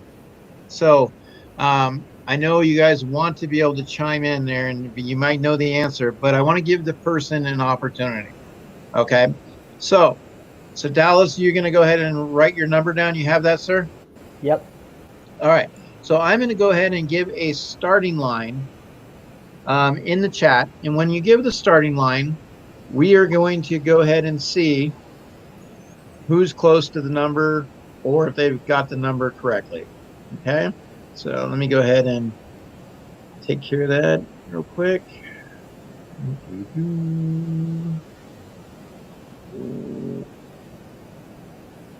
Ready. All right. So I am going to go ahead and yes, and even like Ross, you're more than welcome. So I'm going to go ahead and put this in and we're going to go ahead and look at the numbers. So don't need to put it in 50 million times. Just one number. Here we go. Boom. I put it in 1 second too early. Stop. Stop. Okay, stop. So somebody got the number. Stop. So hold on. All right. What? Guys, stop. Stop. We have it's all right. We have a number. So we do have someone, and so Dallas, can you show us what the number might be? 13. I put that in before you even said the thing. So what I have on my list, okay, what I'm showing, I'm just going through, and you can double check for me, Dallas. I actually do have Ross down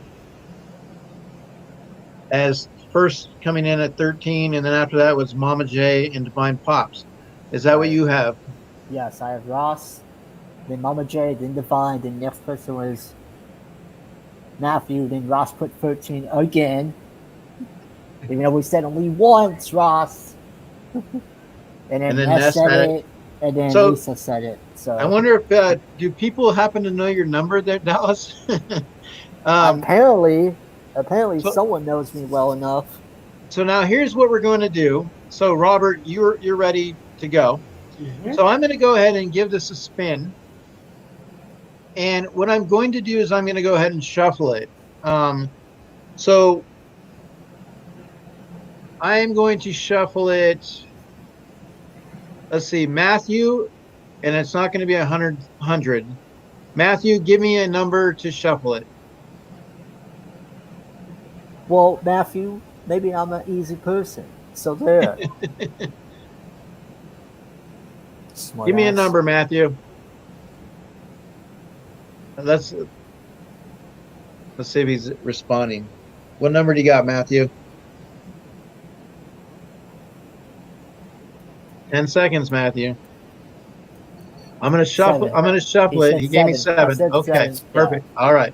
So 7 times it's going to be 1, 2, 3, 4, 5, 6, 7. Now I'm gonna go ahead and spin it. So whatever this comes on, Ross, we're gonna have a question for you, and we're gonna see if you can get it. Now, if Ross doesn't get it, I will go to Mama J and give her the opportunity. So let's see. Here we go. All right, this is going to be embarrassing. Well, if you get it wrong, Ross, it'll be a while before you come back on. Oh, sweet. Wait, might go to the 70s. You never know. Might sneak in there. Oh, it's on 90s. Okay, so it's going to be 90s. Now, Robert, do you have a trivia to propose in regards to that in the 90s? Yes. Okay. So let's go ahead. Let's go ahead and give that trivia question. And nobody in the chat. This is for Ross. Can't help him out. All right. Okay, we're ready? Go ahead. Now, let's see if you get it. I'm just mixing my question. I have multiple questions. Let's see what. Okay. This is for your birthday, Ross. Oh, thank you. Because now that you're 50, you should have some knowledge. I mean, but the 90s for me were a bad. Well, that's not an excuse, Ross. But something might come through. Something might jar. All right. You did it. All right, go ahead. I lived through it. In what year? Because we're yeah, we are right. In what year did Wes Craven's New Nightmare come out? New Nightmare? New Nightmare. 92. No. Okay, so no worries. So now, Mama J, you have an opportunity. So Wes Craven's New Nightmare. So what year did that come out? I feel like this gives them time to. I should change the question if they don't. Well, and then yeah, because I mean, what we'll do is instead of the years. Mm-hmm. So what we'll do is when we go to the chat, Okay, guys, when we go to when somebody doesn't get it, like say Ross was on somebody's on the panel. So is 96 the answer? No. Okay. So 96 is not the answer. So I'm going to go to one more person and then we'll move on. So who was the third person, Dallas? Do you remember? You said it was. Dallas looks frozen. Oh, okay. So Divine Pops. I have Divine Pops coming in. So Divine Pops, you are on the clock. I'm going to give you a 10-second countdown. Divine Pops says 94. Yeah, but you probably had time to check it. Yeah, that's a Google check right there. That's a Google check. What? I'm gonna hold on. I have a way to. I think after we should change. Like if they don't get it the first time, we change to another. I have a list of them. He has to answer that, or who got that dead zone? No, that was Divine. Divine. No, I knew it. I swear. Okay, here's what we will do. In all fairness, is now remember Divine is a horror. Oh yeah. So now what we'll do, I think when we do the next one, okay, we will give them. You can give them a new. We'll maybe do a different question for each person that comes through. Like we'll give as the second person on the clock to give an opportunity, okay, as a possibility. But now, hey, like I said, you're first person up, or I might just give one person the shot and that's it. I don't know yet. So, like I said, this is going to be Scareagories. This is something that we're going to do on a basis in the stream, where we're going to go from, like you said, you have the wheel, and each period, whether it's the 60s, the 70s, the 80s, 90s, or the 2000s, we will have a topic or a trivia question to ask. And then from there, you'll have an opportunity to win, a small little prize, something along those lines. So what I'm going to give, so Divine, what I'm going to give you an opportunity, since it did go to you. Okay. So here's what we're going to do. All right. I am going to go ahead and spin it one more time for you, Divine. You're going to get one shot at it. All right. So here we go. I'm going to do this, and I'm going to shuffle it 5 times. All right. And here we go.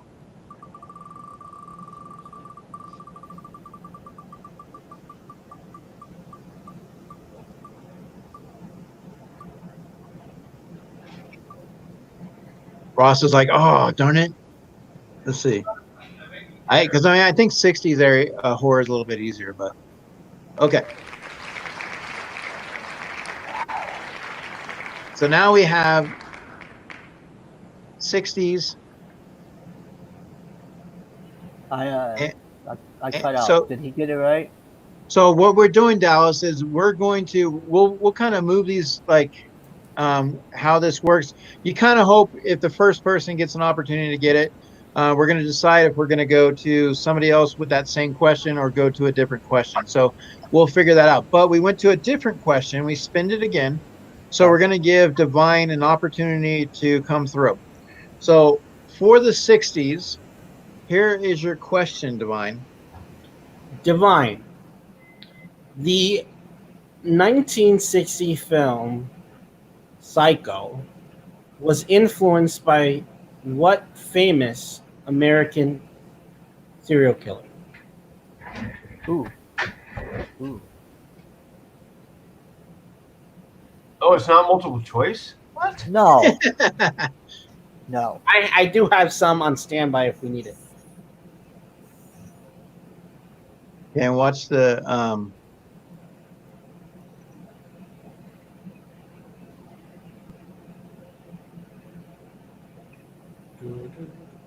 Yes, Yes, you got it right. Ed Gein. Good Google search. Did Ross get his question right? I missed it. No, Ross did not. Ross. Okay, so I'm going to close that real quick. Let's go ahead and end the stop screen on that one. So what I want to do now is share this part of it, and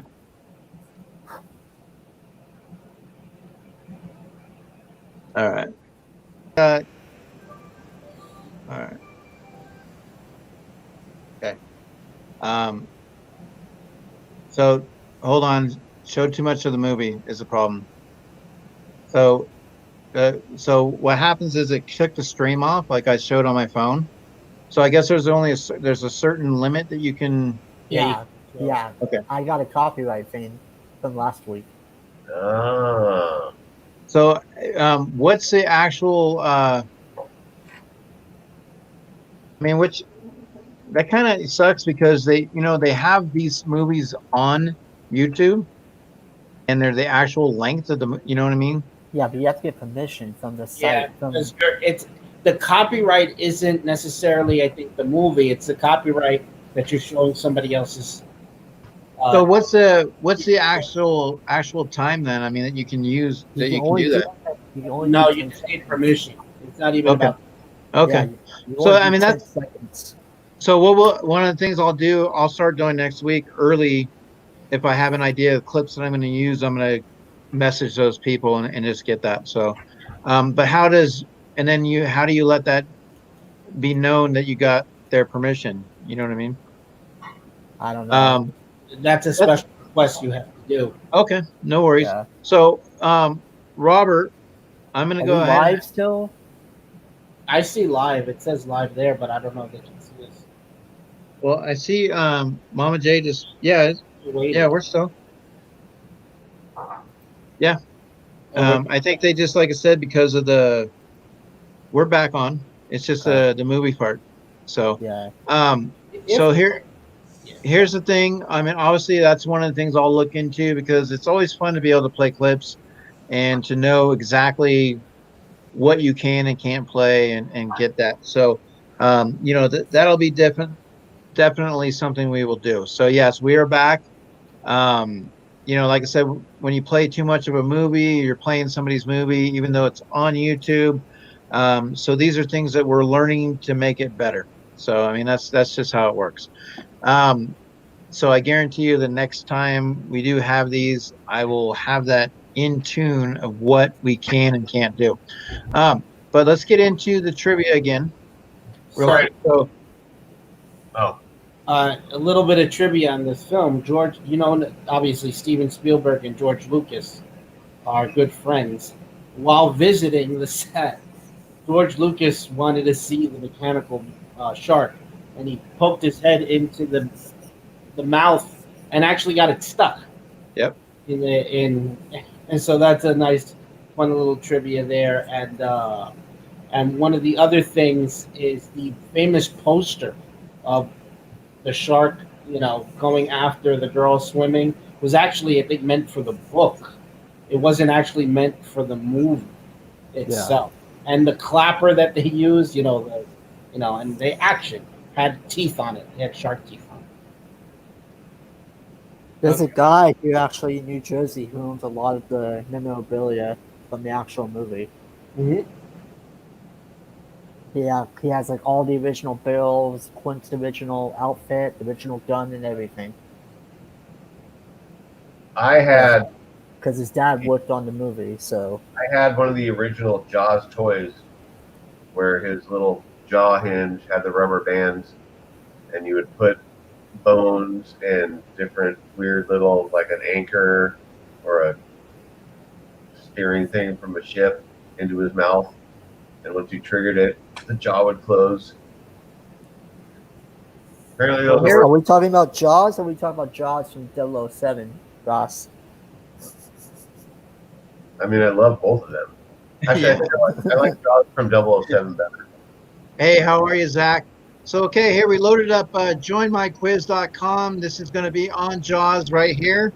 Oh, So go ahead and get in. You got your quiz 977743. It's going to be 15 questions.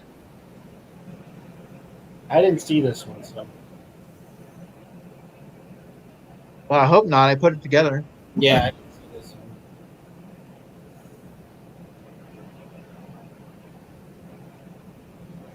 Yeah, but I mean, I like to be able to use, certain clips from YouTube and stuff. So, I'll research that a little bit more and just contact, like have an idea of what I want to use, like clips, and just contact and find out from there. It just sucks because you see them all over YouTube, obviously being played, and you have certain things, and people are watching it. If they click on somebody's website or whatever and they watch the video, so I mean you're going to that person's page and watching it. So you know I mean, if I just went on YouTube myself, not streaming, and just clicked on and watched that event that they have for Jaws.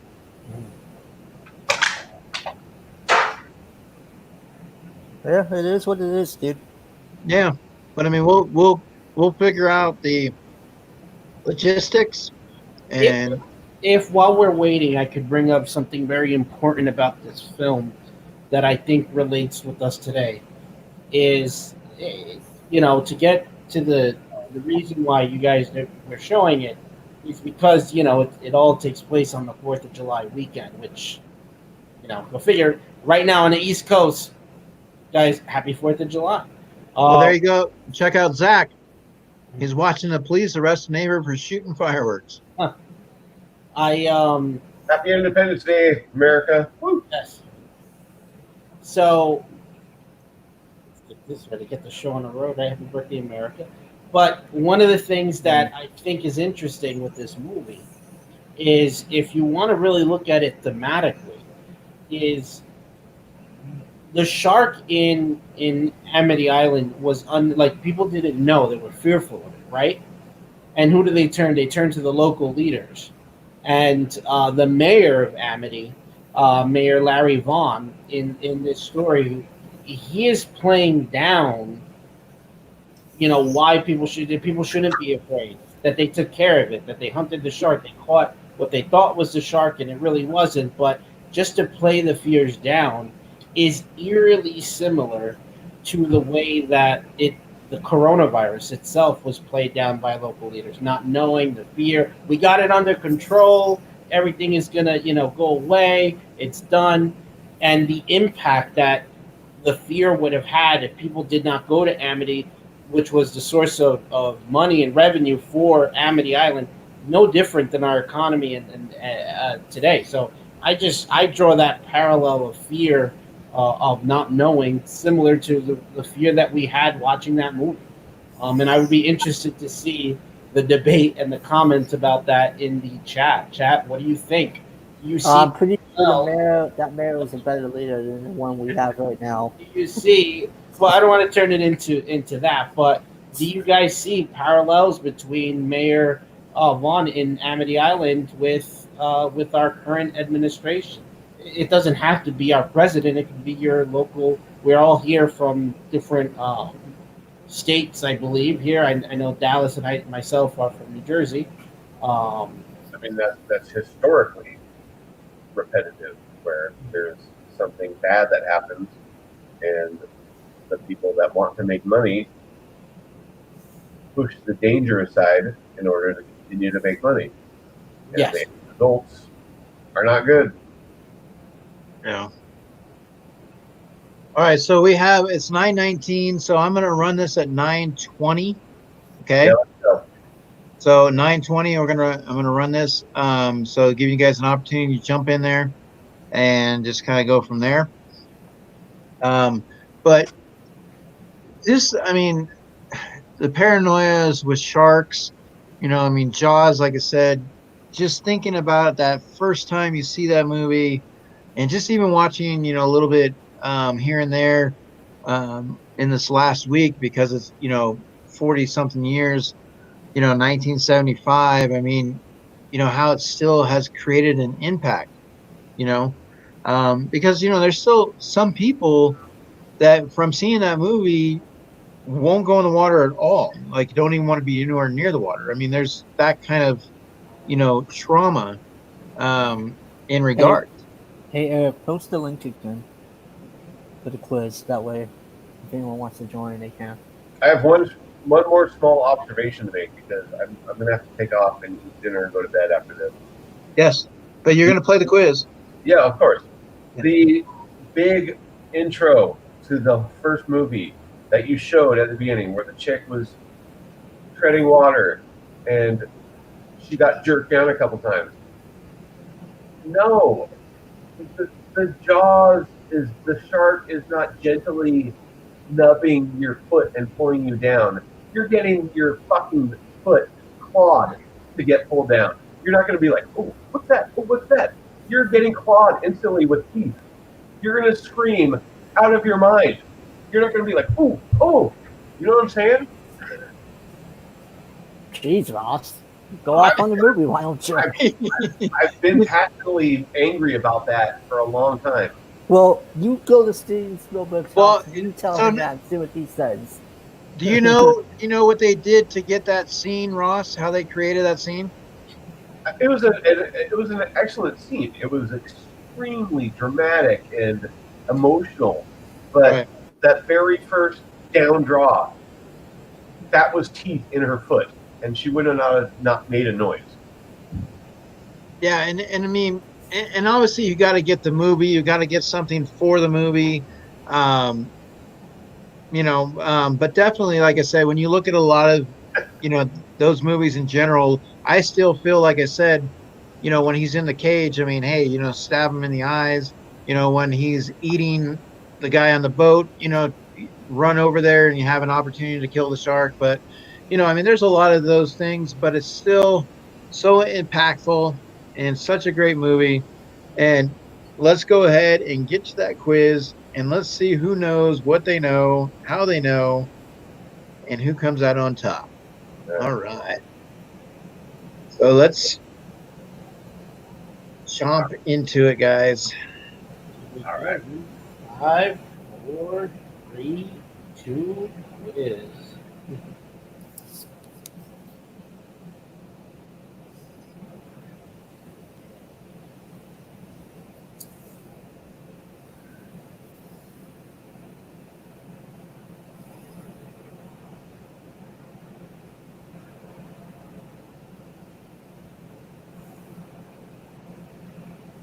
Oh, really?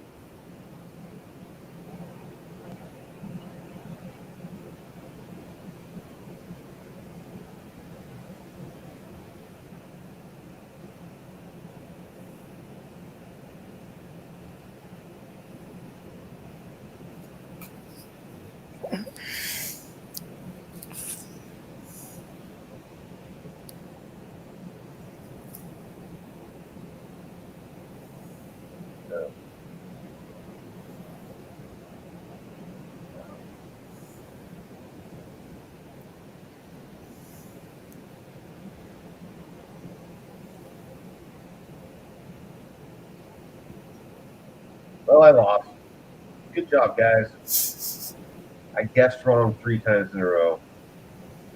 You lose.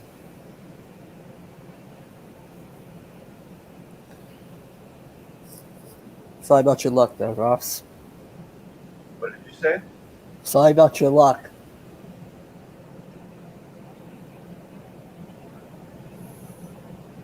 Is that Richard Dreyfuss?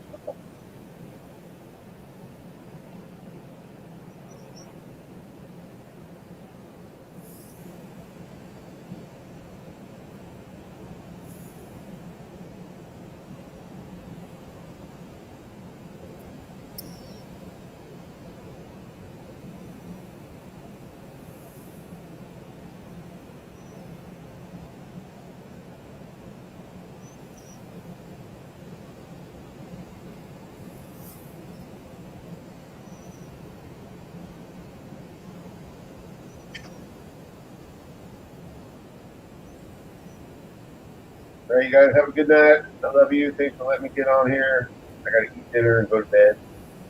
Tomorrow's 4th of July. I only have to work like 5 hours tomorrow. So, Ross? yep.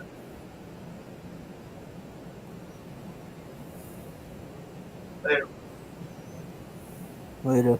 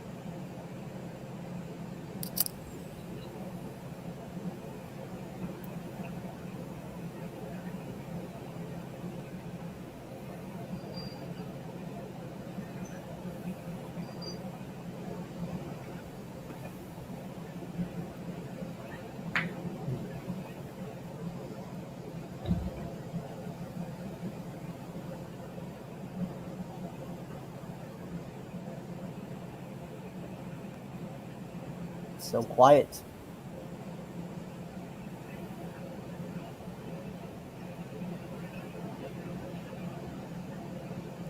Can we talk about the music that made this iconic too? John Williams' amazing score. Another. You can't obviously play it because you definitely will get hit with a copyright. Yep. Just Okay, so we have Donut. Donut. Donut. Donut. oh yeah, K&L. A couple of questions, huh? There were a couple questions that leading up to. It's just like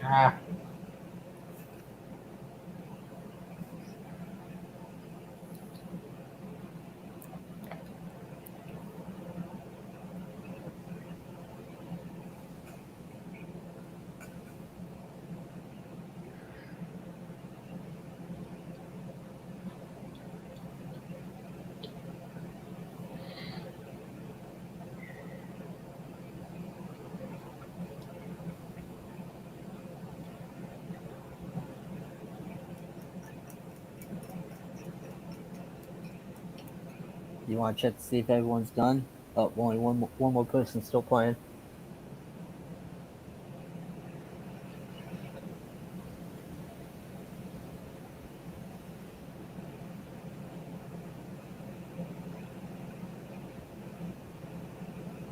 Are you still there?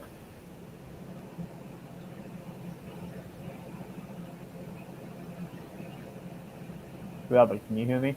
yes, I hear you. Okay. So quiet. It Quiet.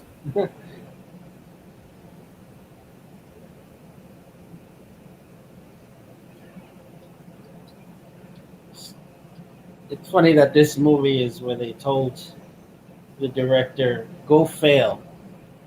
They thought he was not going to be able to, and he comes back with this. Was considered a masterpiece, enough such that it is considered a film that is historically significant. Hey, who made this quiz? Eric, did you make this quiz? What's that? Did you make this? I used it off of a Jaws thing. Okay, because apparently Spielberg's name was spelled wrong. There were two options, I thought. There were, but even the correct option was still spelled wrong. Oh, I didn't even notice. I looked, and that looked the closest. What I'm going to need you to do is remember the sites that I use to form the questions.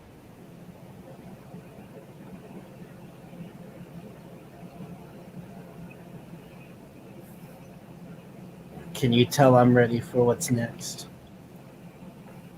Is everybody done?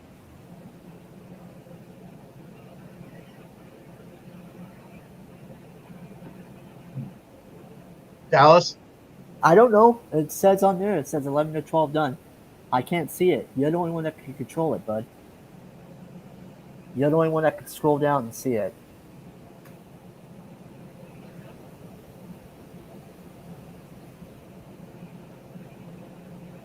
You have to scroll down to see who's not done yet.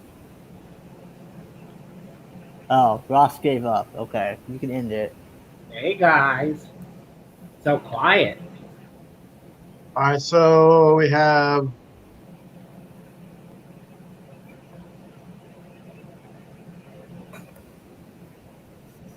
Sharkman. That must be Kato. Oh, Mama J.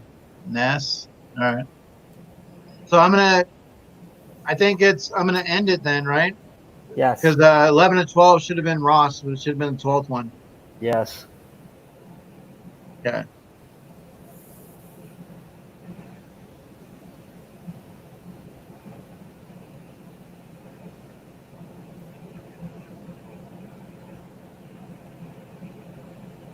All right, so let me go ahead and go to the questions here, and we'll go through the review and see where we come up. Okay. So the shark actually appears in the film after how many minutes into the movie? Okay. So you have it in minutes forms. So obviously that's an hour and 5 minutes, hour and a half, and an hour and 21 minutes. So that's what the answer that they came up with was 81 minutes. Okay. That's when he appears at that point. All right. The shark's name was not Jabberjaw, not Levi, not Ted, but yes, Bruce. Yeah, heard Okay. it. The director of the film was not Stevie Spielberg, not Martin Scorsese, and not George Lucas, who were all friends. Okay, so the correct spelling. The author of the book was not Alex P. Keaton. It was not Peter Griffin. It was not Peter Bentley. It was Peter Benchley. Okay. How many scenes did director Steven Spielberg play a role in the movie Jaws? So the answer to this is 2. I played you a clip where he's on the boat and he's talking on the phone. That was him who called the captain who was asking for Chief Brody. So he was on the other end of that. So he was also in the parade. So he was in the movie twice. Okay. So name this actor. You have Richard Dreyfuss. Let's see. So what line was improvised in the movie?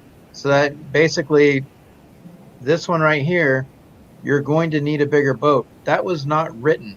That was not put in the actual movie script. That was something that was improvised for Quint. And, the movie was based off a series of shark attacks that occurred off the coast of where in 1916? Maine, New Jersey, New England, and Delaware. The answer is New Jersey. Yay. What other title was considered for the book? Moby Dick, The Stillness in the Water, A League of Terror, Below the Deep. And it was The Stillness in the Water. And what did the mechanical shark weigh? So he was over 2,000 pounds. So over 2,000 pounds, you have 2001. That would put you over 2,000 pounds. So he's not going to weigh 1,000. You're getting closer up in here, but 2001 would be the correct. That's one of the problems they had with the shark in regards. Too big. Now you have, how many total Jaws films were there? So you have 3, 4, 2, and 5. So you have Jaws of Revenge, the 4th one. The director named the shark after his doctor, son, lawyer, or father. It was actually named after the lawyer. What was the rating for the movie Jaws when it came out? R-rated, PG, PG-13, NC-17. Well, PG-13 and NC-17 were not around at that time. They had thought about going with an R rating, but they went with PG.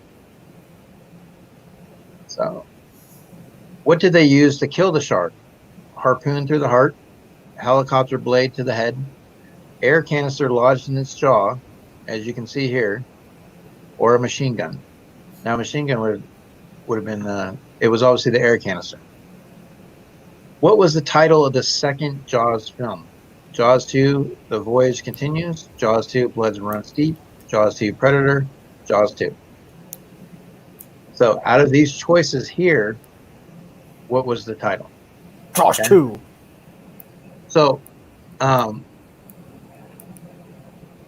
as you can see there, how's it going, Pop? Scott, how are you, bud? So because, yeah, but back then, K&L, if you look at PG, there was a lot of movies that had that. I want to think right off the top of my head, Revenge of the Nerds, or type of movies like that where you saw something, but it was still a PG rating.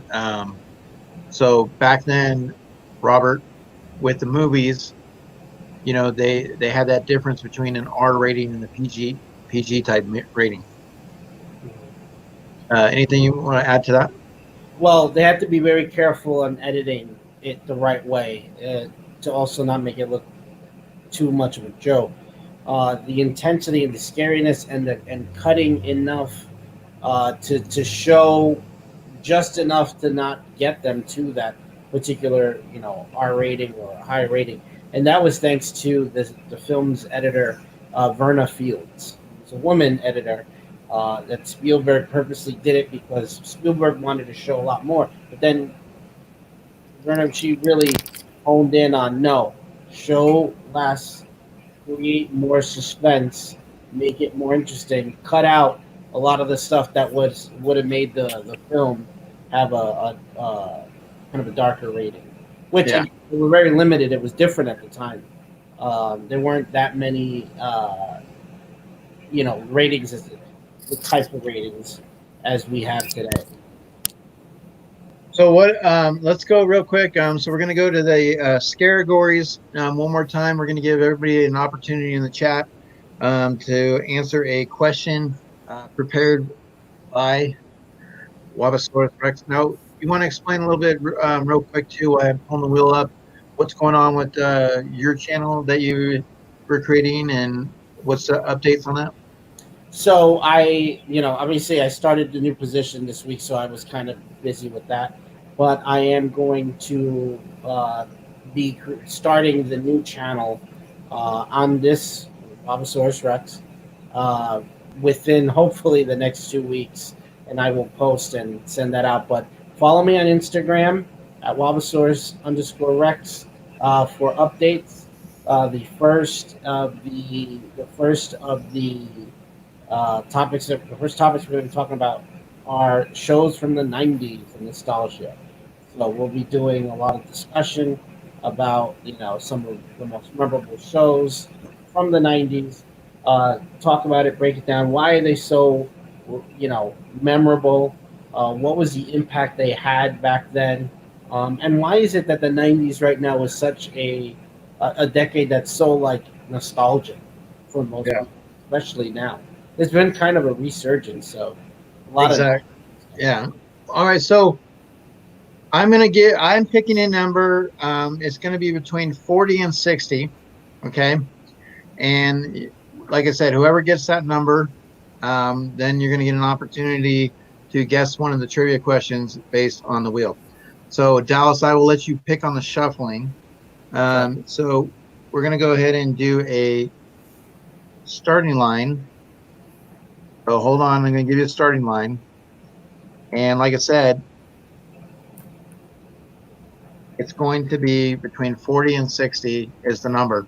Whoever correctly identifies the number first will get first crack at the trivia question, and it'll be them solely. Okay. If they don't get it right, if there's somebody that has a duplicate number, I will give you an additional trivia question, not the same, an additional one. Okay. So here we go. And starting line is about to come in.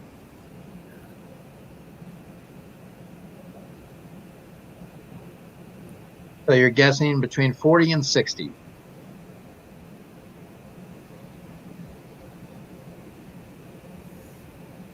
And Divine.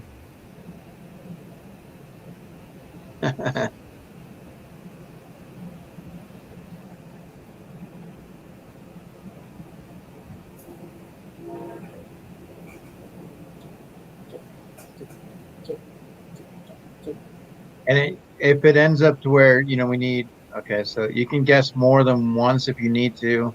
How are you, Kenneth? Austria? Horror movies, yes.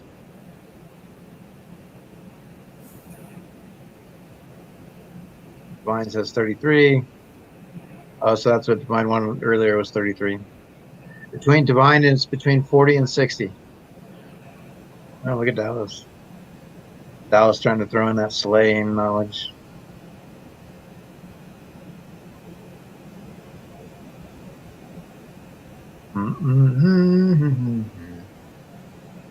Seeing some.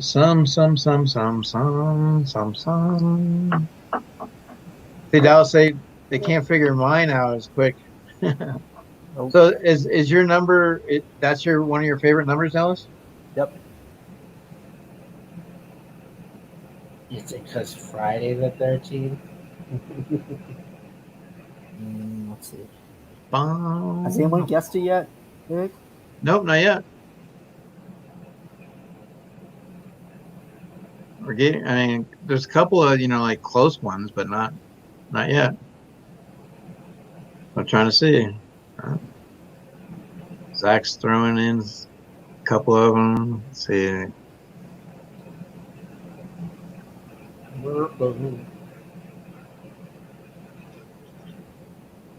Between 40. So I'll reiterate with you guys just to help you guys out. So it's going to be between 40 and 60. Pop Scott already said 60, Dallas. Oh shit, I'm not paying attention. It's like I picked a number that is hard, huh? Yeah. I mean, like I said, they're getting some that are close, some that are really, really close. Well, any of mine close. Hold on. All right, hold on. All right, Dallas. So pause. So Dallas, Guys, stop. It's 52. So I'm going to show you guys 52. You know why I guessed that? Because of DC, the new 52. Well, but Dallas, you don't get to play. I know. So I'm donating my guess to someone. So I will give you the opportunity to donate. I'm donating it to Lisa. Yeah, it's good. Lisa said 52. Okay. So Yeah. Lisa, the pop goddess, I have your on the way your shirt that you won. She won I believe it was the Michael Myers shirt. So we are going to shuffle this real quick here. I'm going to shuffle it 8 times. 1, 2, 3, 4, 5, 6, 7, 8. And so I'm going to go ahead and spin it for you. Do. We all go a little mad sometimes. Booyah, the 60s it is. So, Lisa, you are going to have a question.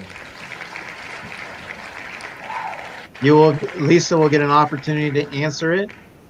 If she gets it wrong, I will possibly give somebody else another opportunity with a different question. So, one shot. Here we go. Here we go. Lisa, what famous 1968 horror film takes place in what is the Dakota Building in New York City? Oh, Lisa, you should know this.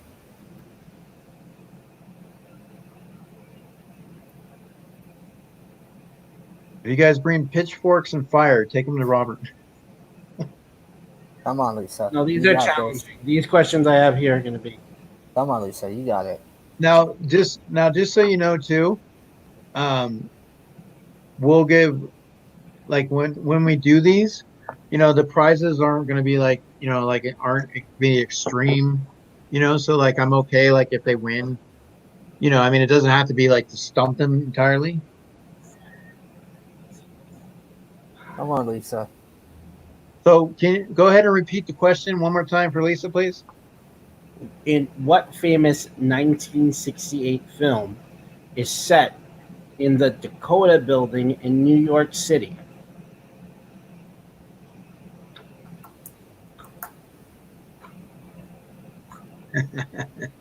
Come on, Lisa.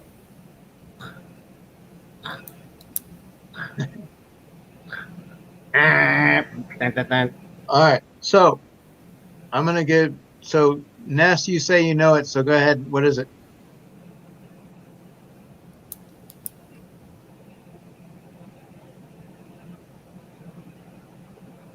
What do you think it is, Ness?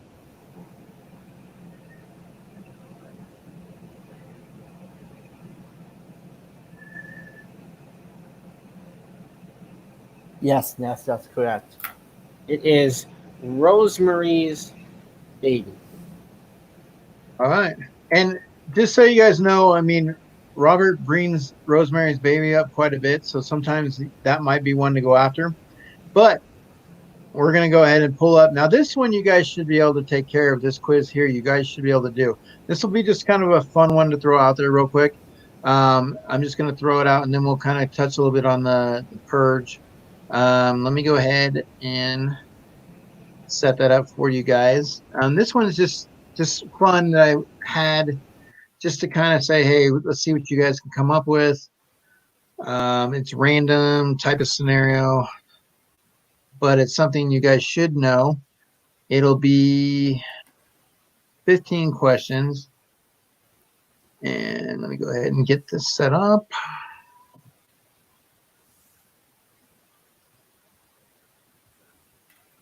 And copy the link. Let me go ahead and share with StreamYard. Screen share. You know, it's easy, starting to get better with learning the Chrome tabs and the shares and stuff.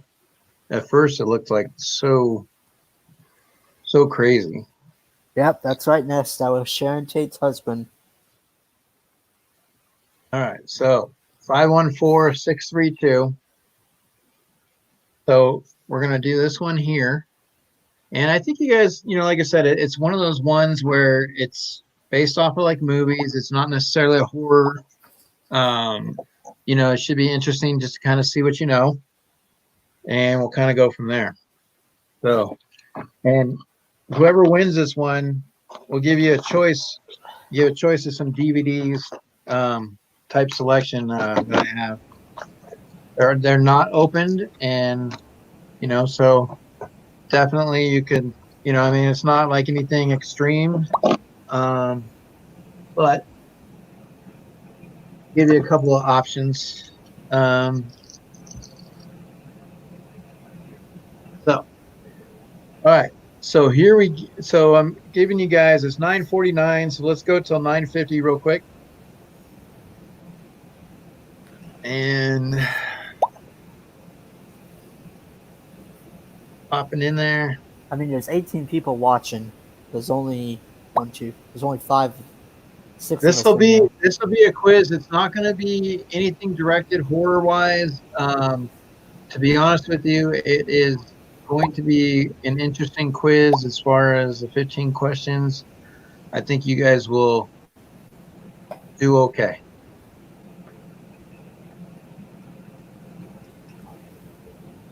Gadget Man, great director, horrible human being.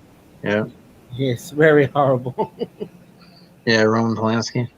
All right, so it's 9:50, so I'm gonna go ahead and run it for you guys. So the 8 that are in there, if somebody wants to pop in the next 10, 15 seconds, go ahead. But we're gonna see what you guys know, and good luck to you. 5, 5,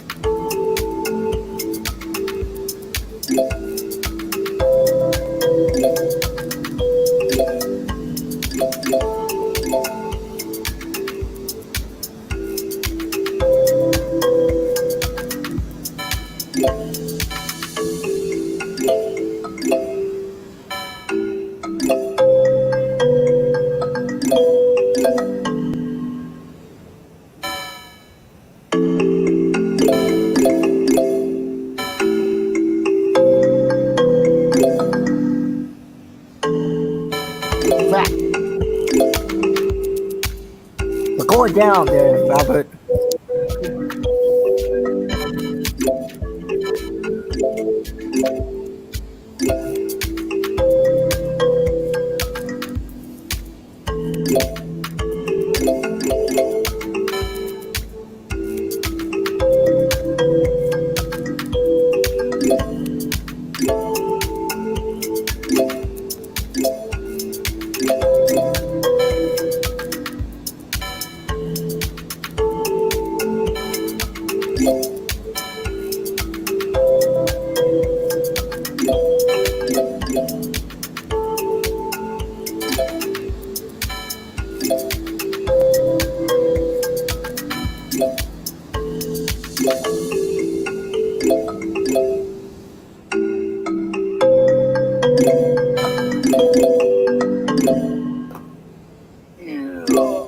I took you down, Robert.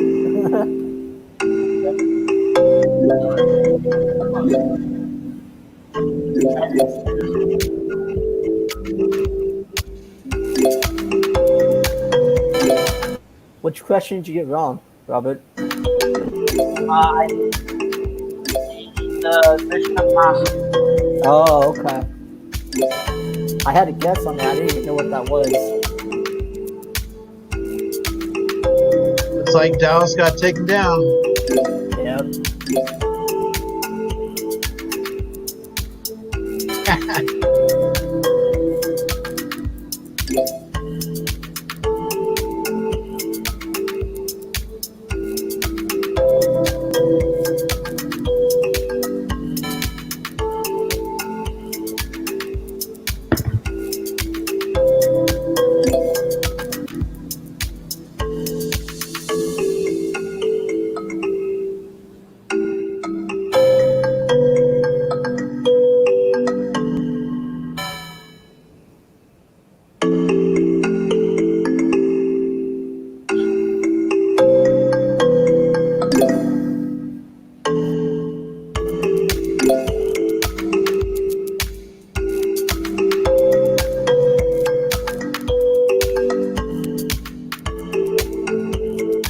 You guys are going into Purge after this. Okay, so is it there we go. So we got there you go. So let's take a look here real quick. Let's look at the results. So you have Goddess taking Dallas down and Ness coming ahead of Wabosaurus. So Dallas, go ahead and put Goddess and Ness on the Yep. wheel. Goddess, that's Lisa. That's Pop Goddess. Yep. And so you can add them to the wheel. And so let me pull that out real quick. Perfect. So let me Ness is go. going to be on your free times now. Well, that's how it works. You know, I mean, however, no worries. I know. I was just I mean, saying. it's actually the more you get on there, the better off you are. But for Lisa, so I have a couple options for you. Like I said, today it's 4th of July weekend, so it is about the land of the free, and today is going to be free for you, Lisa. So you have an option, okay? And if you don't want them, that's fine too. However, I will show you. So we have Batman Bad Blood, okay, DVD. Ooh. You have, and they're not all DC or Batman, but this is Batman Unlimited, okay, and you can just chime in 1, 2, 3, 4, or 5, okay. You have Blu-ray, the Entourage movie. You have a Hello Kitty triple feature, or you would have it would be 9 cards, Pokemon. So Pokemon. you have 1 through 5, be your choice. So would you like to pull from that prize section? So let me know, Lisa.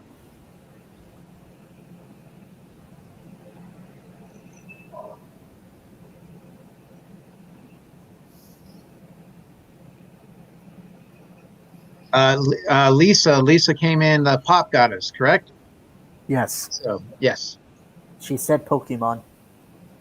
So 3 Pokemon packs. Okay, so not bad. These are also easy to mail out. So very cool. So let me write that down. Lisa Pop Goddess gets the Pokemon pack. Very cool. So we will do occasional stuff like this, guys, where you know just get some free stuff once in a while. You know, obviously we're not going to break the bank, but hey, a couple of things here and there never hurts anybody, right? All right, so now we'll go ahead real quick. It's getting to 10. I want to kind of bring into that home stretch. Stay with us here a little bit. For some of you guys, like I said, we talked about 3 different movies, and obviously, Jaws was one of the main, meat and potatoes. But our other movie that we kind of wanted to touch on that is, 4th of July, based a little bit, is called The Purge.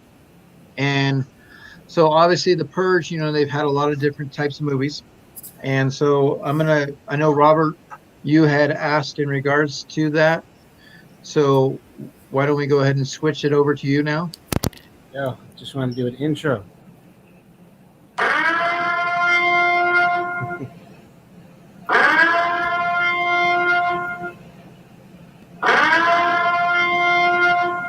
Wait, let me get you up.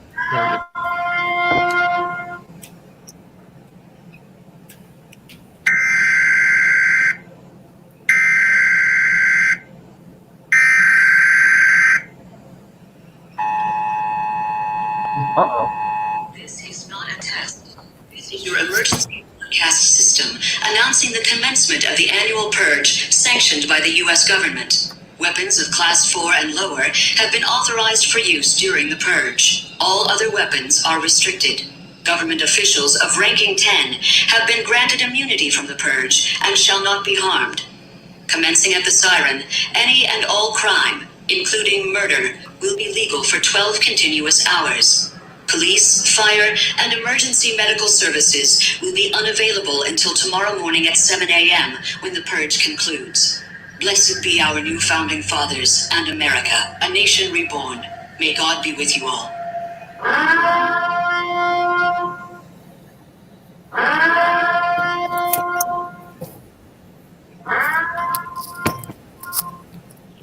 Just had to All create right. atmosphere there. Very cool. Very cool. So obviously we have let's double check. Let me do this real quick for you. I want to get this up on the screen. So see if there's any. So we have, obviously The Purge. They've, had a lot of success with these movies. I think they're talking about having another one that's recently going to be coming out soon. And so let's just break in. Oh no, here we go. Wait, let's get Dallas up here now before I start. Well, I don't want to see the top of your head. I want to see the mask.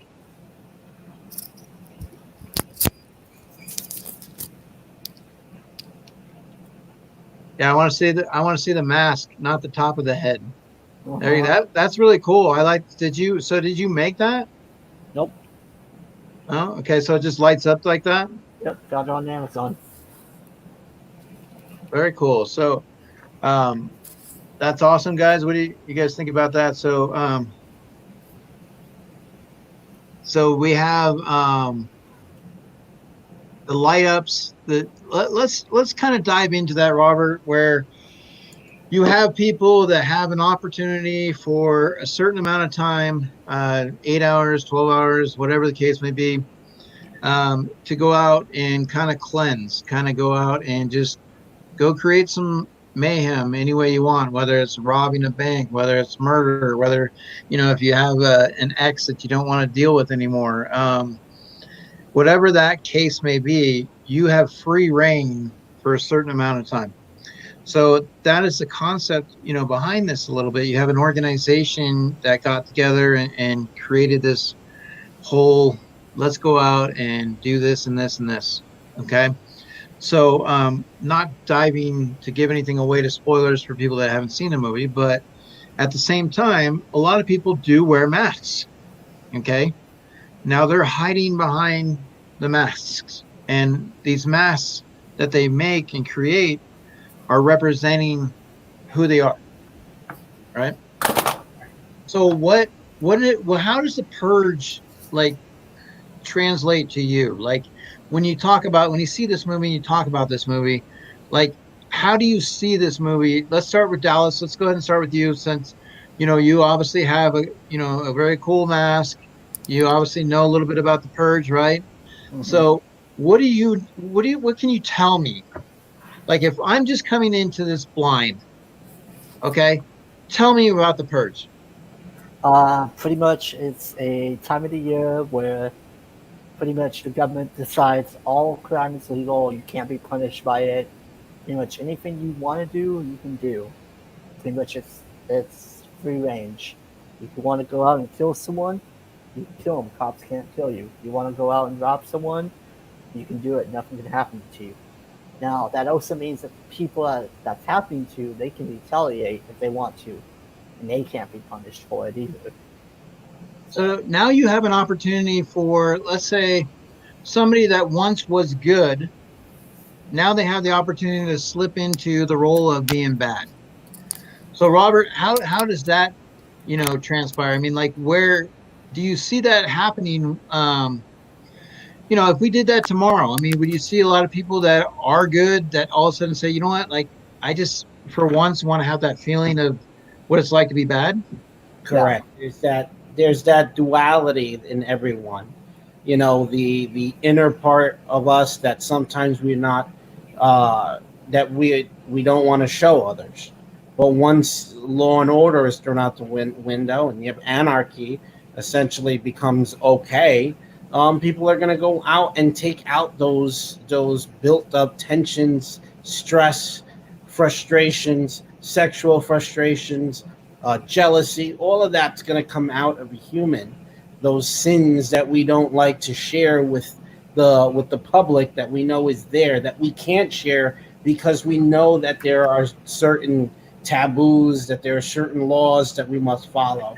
The whole concept of the purge itself was to kind of tone down.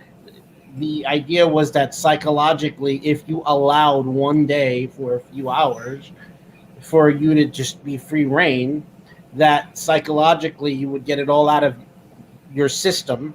So everything that you've done, like basically everything that's built up, you take it out on that one day because then crime statistically will go down. So now let me ask you this: you say get it out of your system, but now if it wasn't in your system per se, but now you just filled the tank. Mm-hmm. Now you just put fuel into your tank. Well, And that so you want to get in and go, go, go now. You want more. You want to drive a little bit longer. yep, So, it's the same like when people if people do drugs for the first times, alcohol for the first times, gamble for the first time, when you get that first like rush of energy, that first like wow, this is something new.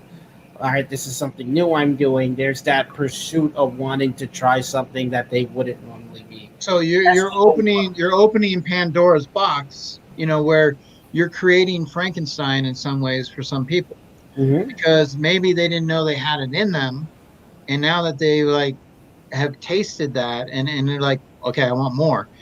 So does that, I mean, when you look at that, I mean, if society, if they were to do that today and they were to say, you know what, this is something we believe in, we think it's going to, help out with society, we're going to do it. And I mean, would you see a lot of people that once were good that, now all of a sudden they get an opportunity to do this.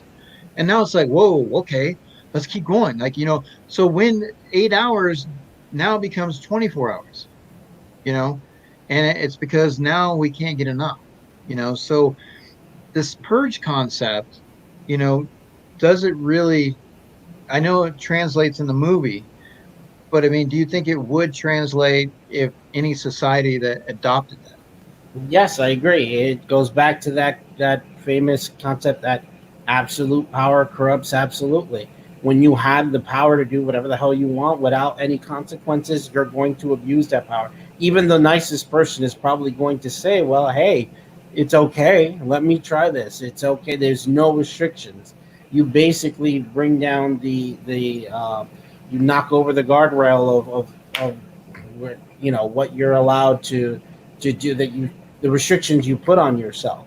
So you're going to create some sort of, you know, ripple effect that might trigger that intense feeling of, or that rush that I love doing this. Even if you haven't done it, you've now committed some sort of crime that's not a crime for those few hours, and you're going to get people that want to continue to do it. That it's whatever sparks that particular individual or group of individuals to do this. The fight of the haves and the have-nots has always been a recurring theme in many stories and rivalries, and the story of the purge, of people wanting to do something that they normally wouldn't be able to do, is the recurring theme. Anarchy, no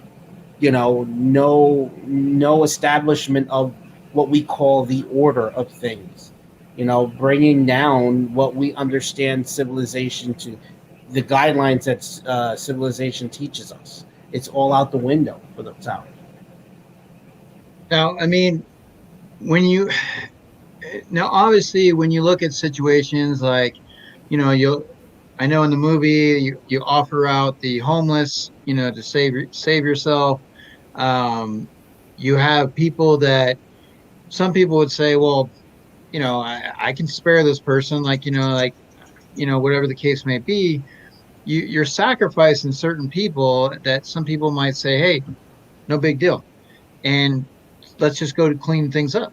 People will look at it like that. And so when you have somebody that's a constant bad person, and now you're going through and society's wiping those, having a 24-hour period or a 12-hour period, 8-hour period to wipe that out, does that become, I mean, would this be something that would work? I mean, is this something that, you know what I mean? Like, and you've seen that on movies where they would bring the bad people onto an island and they would end up just extincting themselves. They all, last man standing. Um, you know what I mean? Yeah.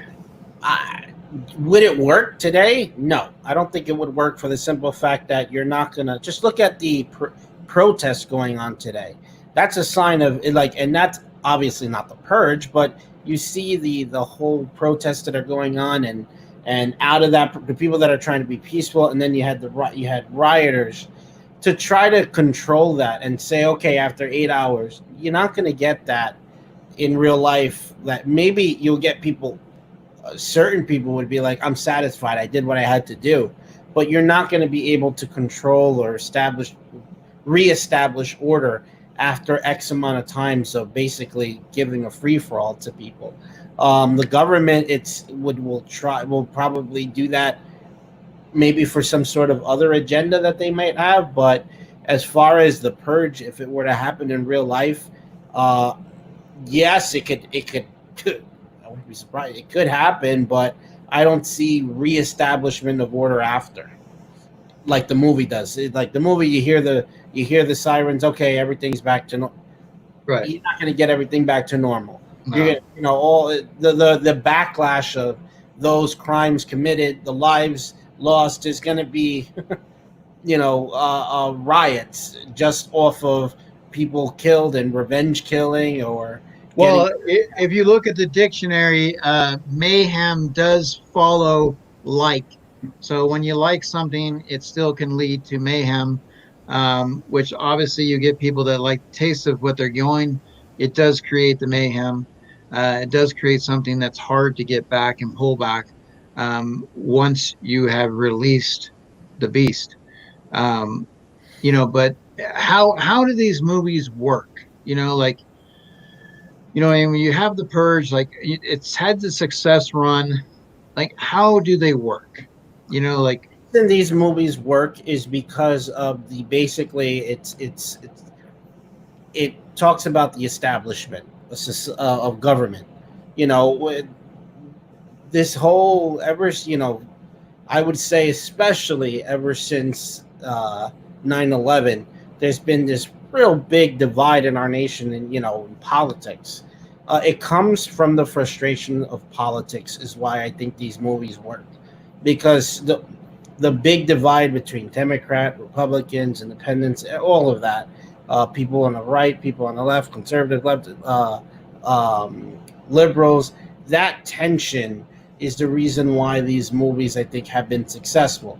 It's because people are angry. We're angry and we're tired of the same old way things are going, and tired of all the problems. So people are going to turn to movies that allow us to see, and for a moment of escapism and suspension of disbelief, we buy into, hey, imagine if we were able to do this, because I'm tired. I want to bring down the government.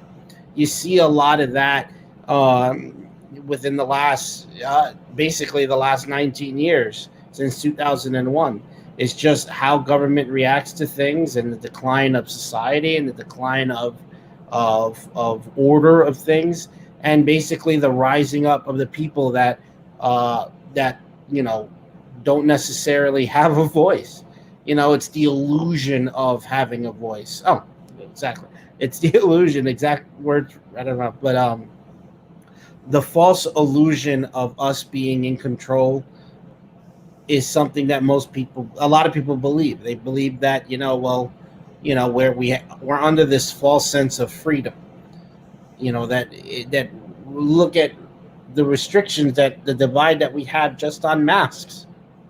That's important with the current situation, but people feel that they're being muzzled, that our freedoms are being taken away.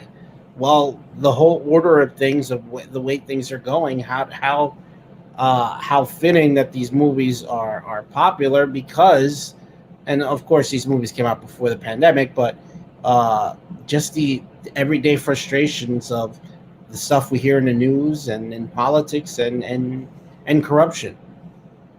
Okay. So let's look at the masks. Obviously, there's people throughout the film. I mean, there's some like the one behind us in the screen, the one that you guys brought out. What do we look at with the masks? Like, what are we representing? Like, what is going on with that? The masks represent, for some of the characters, had the either symbolic meaning. So you see the back, like the Statue of Liberty with the crossface. It's like we recognize certain, especially here in the United States, certain national landmarks, especially the Statue of Liberty is supposed to represent, the gateway to freedom here in this country. But putting the X's over the eyes and sealing the mouth shut, all that is representative of the death of that freedom that we think that we have, and the silence of the voice, and or being blind and oblivious to what's really going on in our world. So masks represent also certain identity and characteristics of some of the killers throughout the entire franchise, and they also represent again, going back to that unknown. But of all the ones that I found, throughout all the movies, it's the very one. I'm glad you picked that as the background, obviously around us, because it is symbolic mostly of silence. A lot of these characters hide behind,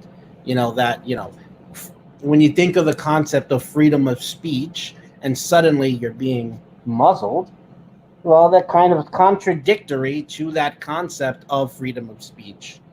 The death of the X over the eyes representation, and that callback. Yes, good job. The 1984, the Big Brother watching us, watching our every move, and how quick we are to give up our freedoms. I mean, right now we're going public, we're talking. All this is out there. When we submit to terms and conditions, to all the things that all our social media, we give up certain freedoms and our privacy. We're blinded to that, represented again by those X's over the eyes.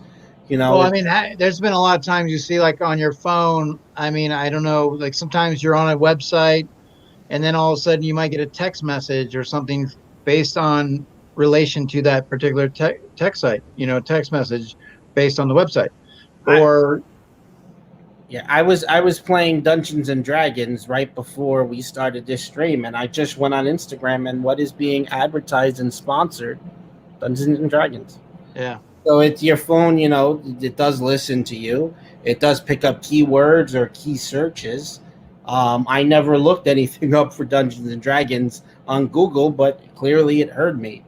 The concept of the knowledge of gaining knowledge as necessary, Fahrenheit 451, 451, the burning of books and burning of knowledge and information so that people can't learn and can't uprise and learn about things. You don't want people to be literate because then they can rise up against you because they'll learn. There's that whole knowledge part.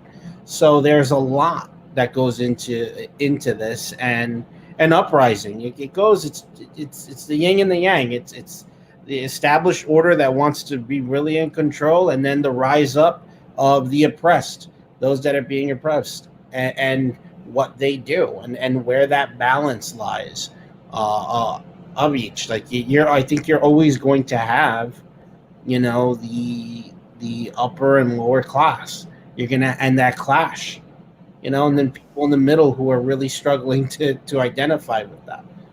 So one of the things I wanted to kind of group this in here, and we do have a trivia for the movie as well, but I wanted to touch on the three types of fears that we had tonight. You obviously had the fear of Jaws and being in the water. You had the fear of, somebody stalking you, playing a game, toying with you. And then you have the fear of the reality of death being out there, like, for a certain amount of time. If you're stuck somewhere, you can die and nobody's going to save you. Nobody's going to do anything about it. So you have three types of fears that are circling through. So can we touch on that a little bit? Like, what do you see out of those movies? I mean, is there some same? Is there difference? What do you see? There is similarity in all three films in the fact that you have a establishment of trying to understand what we don't know. We don't know who's going to come after you during the purge. We don't know who's stalking us or who's watching us. Like I know what you did last summer, and we don't. Well, hold on real quick before why you say that. So the fear of the unknown. Yeah. Okay. So that is a big, lesson in this. The fear of the unknown. Does this play in all of these films? With a shark, obviously the shark's in the water. Mm-hmm. You don't know where in the water, but you still know that the shark is in the water. Mm-hmm. With the purge, for a certain amount of time, if you go anywhere outside, if you find yourself in a situation, that's it. You can lose your life. I know what you did with last summer. You have that fear of knowing that, a killer is basically going after you specifically, a group of individuals. You're in a limited resource area, so you have those three different types of fears, but it's that fear of the unknown. So they tie in regards. Yes. I mean, what do you see? Yes, they definitely tie in because, again, like I said, we have a false sense of security when it comes to horror films. Good night, Lisa. Good night, Lisa. Congratulations. We like to be secured. We are most secured in our comfortable surroundings, like the way during the entire quarantine we were home. If suddenly you got displaced from your home, you knew that there was a virus out there, but you don't know who or who had it or whatever. That paranoia that builds creates the false sense of security that we have.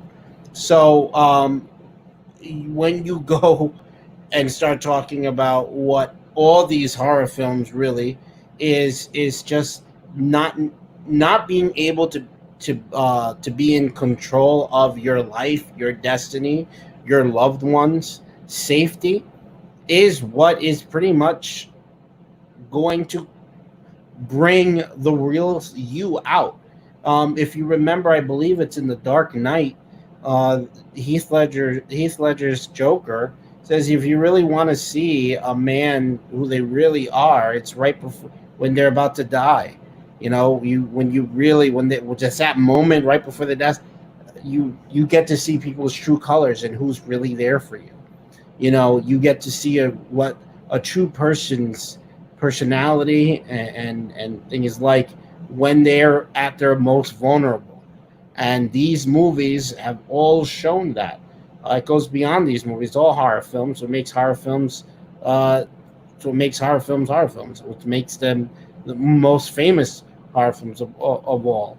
You know, not knowing, not seeing, getting glimpses, forcing you to imagine the worst thing you can imagine. It's going to be different for everybody.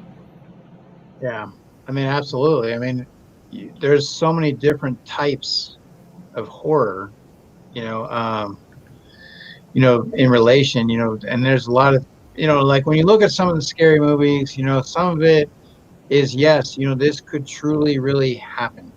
You know what I mean? And so that's the scary part of it. Let me find this real quick. I'm trying to pull this up. Where is my quizzes? There we go.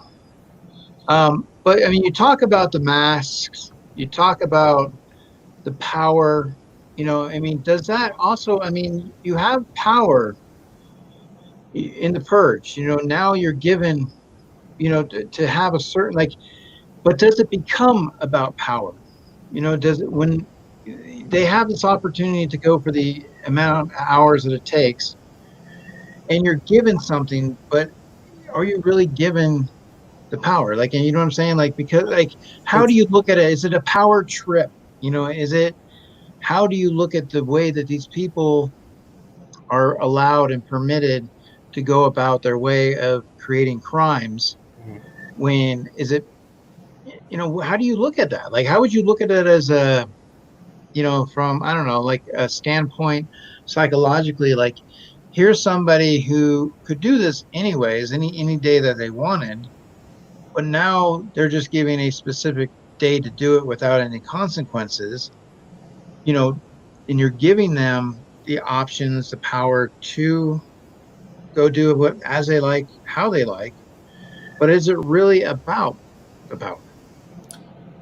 Like you said, there are no consequences for them to do this, but it is the consequence of power.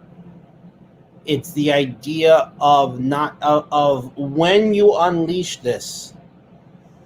This is the result of what you do with that power, you know, and what you abuse that power with, and what you use. Remember, again, here we go. With great power comes great responsibility, and when there is no responsibility and no accountability, you're going to get the corruption, the consequence of having too much power. All right, you're going to get the basic. It's the same way, Julius Caesar. All right, famous emperor. All right, power got to him, and people turned on him. Anarchy was established. You had that creation of that sense of people.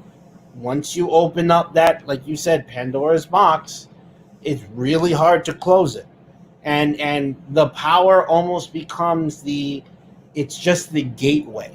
It's just the door, opening the door of power, and then stepping through it. It's what you step through it and the consequences that come from stepping through it that are the real problems that create the issue. Now, if you look at some of the people that would be out there in the purge, people that are just maybe psychologically, they don't really feel that it's not about them feeling the rush of what they're doing, the crime, but there's just psychological. So it doesn't really. They're kind of like numb to it. They just do it to do it.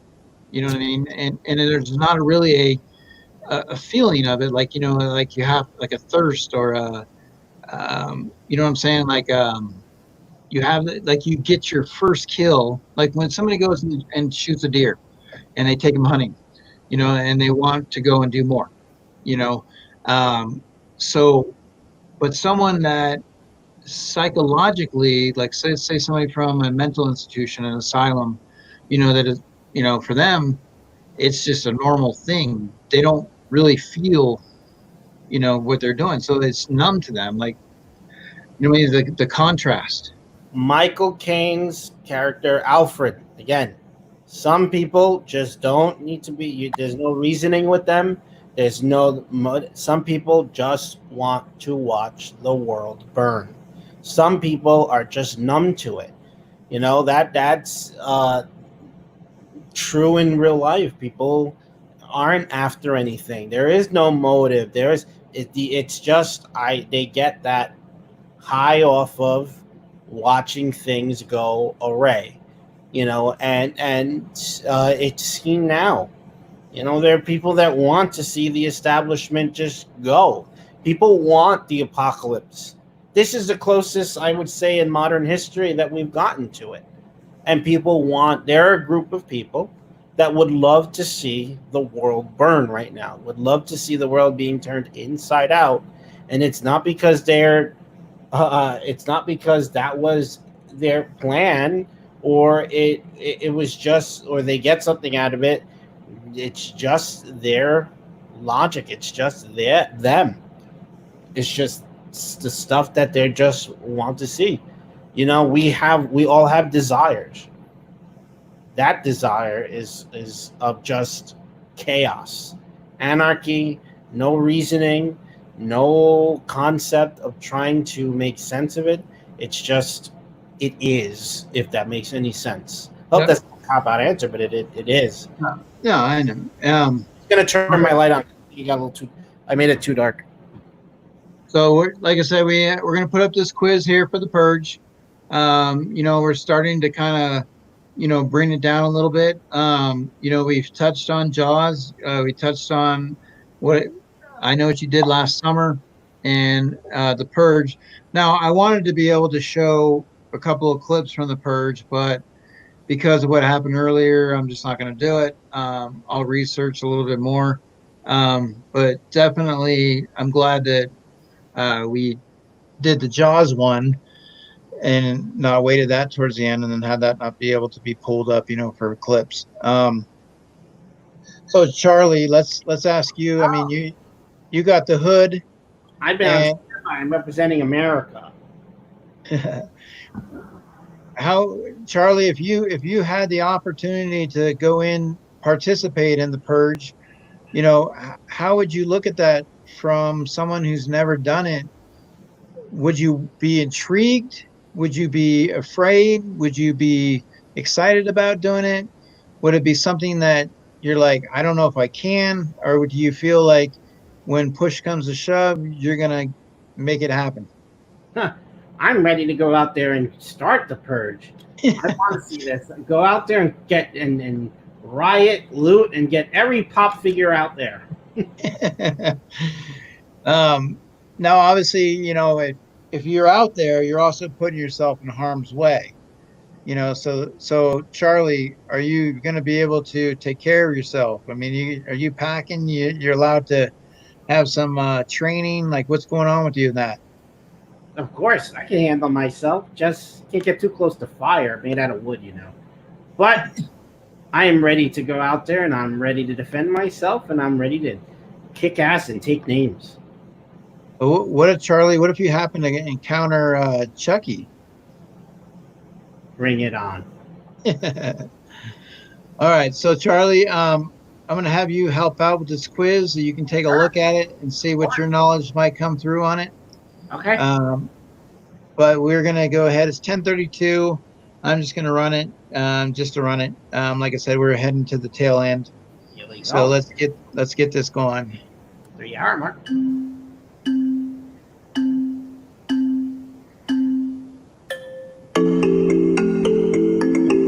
No. Next, of course.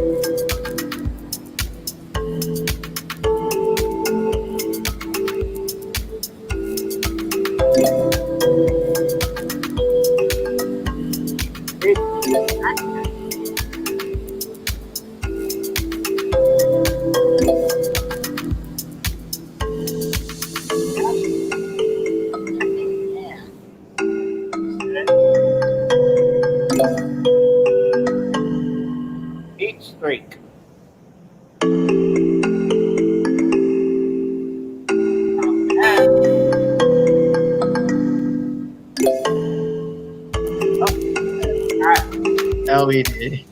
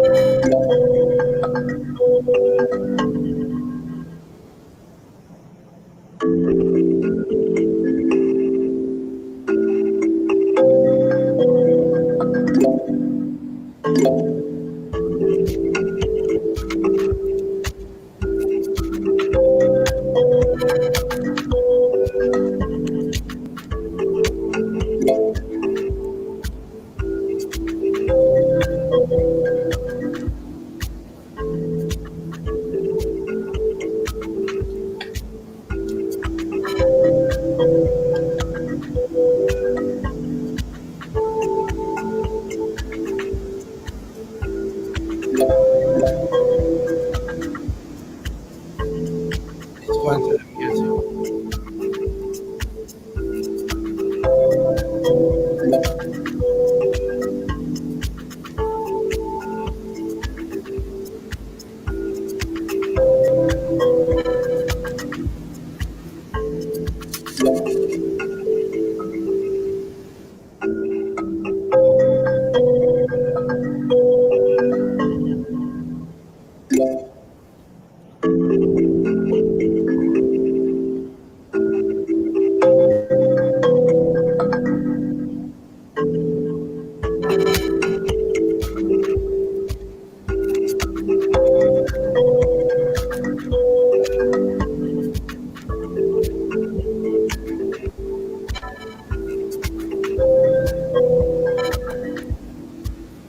Down to 3.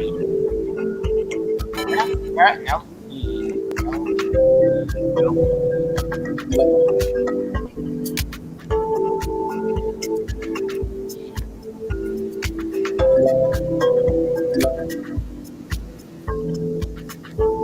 come on, LBD. There's some of the bottom.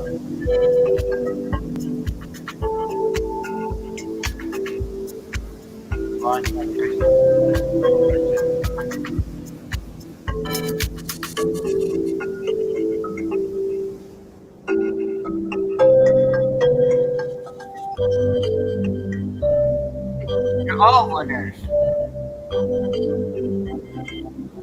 Where's this? All right. Malaysia. Very cool. Very cool. So, Ness coming through very strong. Cat and LBD. Very cool. You suck, LBD. So let's go ahead and just real quick look at the questions real quick. We'll go through this. How often does the purge commence? Irregular as needed, every other year, leap year, once a year. So we have once a year. And how long does the purge last? 12 hours. And let's see here. What plays over the opening credits? And we have footage from the purge feed. What is the name of the family at the center of the purge? The Sandins. What group is credited for the idea of the purge? The new founding fathers. What do people on the day of the purge? What do people do on the day of the purge to show support? Blue flowers. Blue flowers. The flowers in the front yard. What are the color of the purge flowers? Blue. Blue and white. Who is Grace? She is the Sandin's obnoxious neighbor. Which service is still available on Purge night? Police, medical, fire department, or none? That would be none. Who is exempt from the purge? The clergy, police, or no one? It is government officials with a ranking of 10. Are property crimes legal during the purge? Yes, after the second hour, during the first 4 hours, or no? You guys got that correct. And what was your answer for this one? I think it was after the second hour, I think. Or yes, it was it. Okay. That one I ever can't remember on. Which actor plays James Sandin? So this was actually Ethan Hawke. Ethan Hawke. Who lets a homeless man in the house? Little dafter. And when threatened by the freaks outside, what does James first decide to do? Sit tight and trust the security system. Or, and let's see. Or he gave up the homeless man, didn't he? Yeah. And how many Purge movies were there? How many are there? I don't remember. I believe 4, because they're coming out with 5, so they had 4. So, all right. So let me get rid of that one real quick. All right. Yes, that's 4. So, good job, Kat. Good job, Ness. So, in closing, I just kind of, like I said, it's 4th of July weekend for you guys, and but in closing, the question I had was, how does this tap into social anxiety and the love for violence that society has? We like conflict. People like conflict. People like gossip. People like conflict in the story. It's why the news is shaped the way that it is, to get us hooked into it. We want to see a rivalry. We want to see that people are having a worse day than us. So that builds that that expectation that there are things worse out there to make us feel better about ourselves. So there's that concept of that we see violence in the news, we see violence in the media, we see violence online. We want that to happen. We cheer for it. So when we see that, I mean, there's something, we've grown accustomed to, like, it's not a shock, like back in the days when someone would die and all of a sudden everybody's just, boarding themselves up, and, you can have a murder and people would still go about their business. You know, we're no longer numb to violence because it happens everywhere, in regards. So even though we've become accustomed to it, but is this something that you find people really, really like truly attracted to? Yeah, I think it's it's kind of a little bit of a history lesson here, but I want to say that when World War II ended in 1945, and everyone wanted to move out to this, and the soldiers came back, and everyone started their nuclear family, moving out to the suburbs, mom, dad, kids, dog, white picket fence. And then all of a sudden, the 50s into the 60s, you get that explosion of, that unveiling of taking the facade, the false front of this perfect family, and unveiling the darkness that was behind those doors. When Kennedy was assassinated and the news broke, and then we saw it was the first time that television had run for, I believe, 24 hours straight. And then on the third day, Lee Harvey Oswald was shot live on television.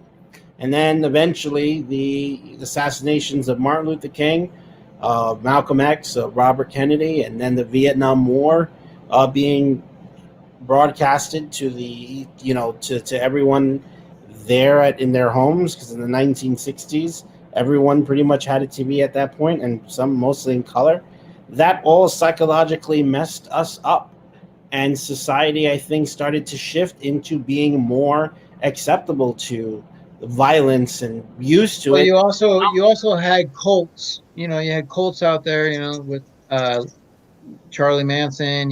Things that people were hearing about, and obviously being accustomed to what's going on out there. Like, you look at the '60s, and there was a great deal of that going on, and then it continued. You had Texas, where you had into, I believe it was the '80s, where you had the guy, the big The Waco shooting. yeah, you know and so, I mean, the fascination with killing, creating these cults, creating people that are together and accepting that, it's forming their own little society, where you're getting something like the Purge. People that are saying, "Hey, let's create this, let's do this," and those are the movies that you look at, and dissecting all three of them today. Obviously the Purge, is a little bit more on the scary side, because you're dealing with, killings, and multiple killings in many different forms. And it's something where maybe the government might not necessarily sign off on it, but it could happen in the form of different ways, where it becomes, the riots becomes an all out mass, where, people are, an eye for an eye. And, so that part of it is scary. When you look at sharks, yes, if you're going to spend some time in the deep end, you just keep in mind that you don't know what's down below. So eventually you may find out. And that's one of the things. Now, with I Know What You Did Last Summer, and you also have that aspect where there are people who enjoy playing the games and aren't just going to go for a straight shot. They want to toy with you. They want to make everything as interesting as possible, like, hence the Saw, you know, um, where he's toying and playing games in a different type of fashion. So you have different aspects of the killing, and but they tie in some ways. And if you had to tie in that these three films today, They could uh, all happen. They all could technically happen to an extent, and have happened. People mhm. have been attacked by sharks. People have been stalked and murdered for revenge, and people have established. Their countries in the world have risen up, and there has been anarchy. So that it's just is the plain fact that these three movies all happen in life, in real life, and that makes it scarier. Yes, it does. And so, chat, we appreciate Christina. Hello, Christina. Um, we definitely appreciate you guys hanging out with us today. This is something that we will continue to do. We'll find topics to talk about. Um, I'm going to research and find ways that I can present trailers and little movie clips and things like that, because it adds to the show. It's something that I want to be able to have. We will also continue to do some more of the Scareagories, where we'll randomly pick you guys and having an opportunity to see if you can answer Robert's trivia. And if you're able to do that, then you get a little prize. So that's one of the things that we're doing. So we definitely appreciate you guys being here, being supportive. Just to touch bases next week, we will have a guest, as of Zombies Garage. He's asked for time off, so he wants to come on. So Zombies Garage will come on. So more than likely, I can guarantee you that one of the topics will be in the form of zombies. Touching on some film bases with that. And when you look at zombies, you obviously have to start with George Romero, because of that genre, was kind of born with him. So we'll definitely kind of work into that. So we appreciate it. We look forward to everybody being here again. We hope you have an amazing weekend, and we want you to be safe. Now, Charlie, do you have any red, white, and blue? Yes, you're. It's his red, white, and blue. Representing America. You know, it's good to get another guest. We don't have to listen to this freaking nerd. Well, the good thing is, Charlie, Robert can also dive into the psychological aspects of things, such He's as, psychologically screwed up in the head. That's why. we do have there are movies out there where zombies were given guns and seeing what they can do with them. We've had zombies talk. We've had zombies run fast, and we've had zombies go slow. So there's a lot to dissect in that regards. But not sure exactly what else will be added to it. But my red, white, and blue. What do you think? Oh man, hello. What do you think, Charlie? I want to eat it. But definitely, we appreciate it, chat. Ness, sticking around. Christina, always supportive. Kat, it was nice to see you. We do this on Friday nights, Kat. Usually, like I said, 10:30 Eastern time, 7:30 Pacific. We will continue to have streams. They may go 3 hours, they may go 1 hour. I can guarantee you I'm not going to go 12 hours. But at the same time, we love to talk horror. We love to bring you horror. And that's what the stream's about, from us to you guys. So thanks again for being here. And hey, if the zombies are coming after you, just keep in mind Robert's gonna push you guys down so he can get away. I'll pick you up. But other than that, um, Robert, I hope you have a great 4th of July. I appreciate you being here. You likewise to you and to all those in the chat. And remember, don't forget to socially distance and wear a mask. Absolutely. All right, guys. You guys take care. Have a good night.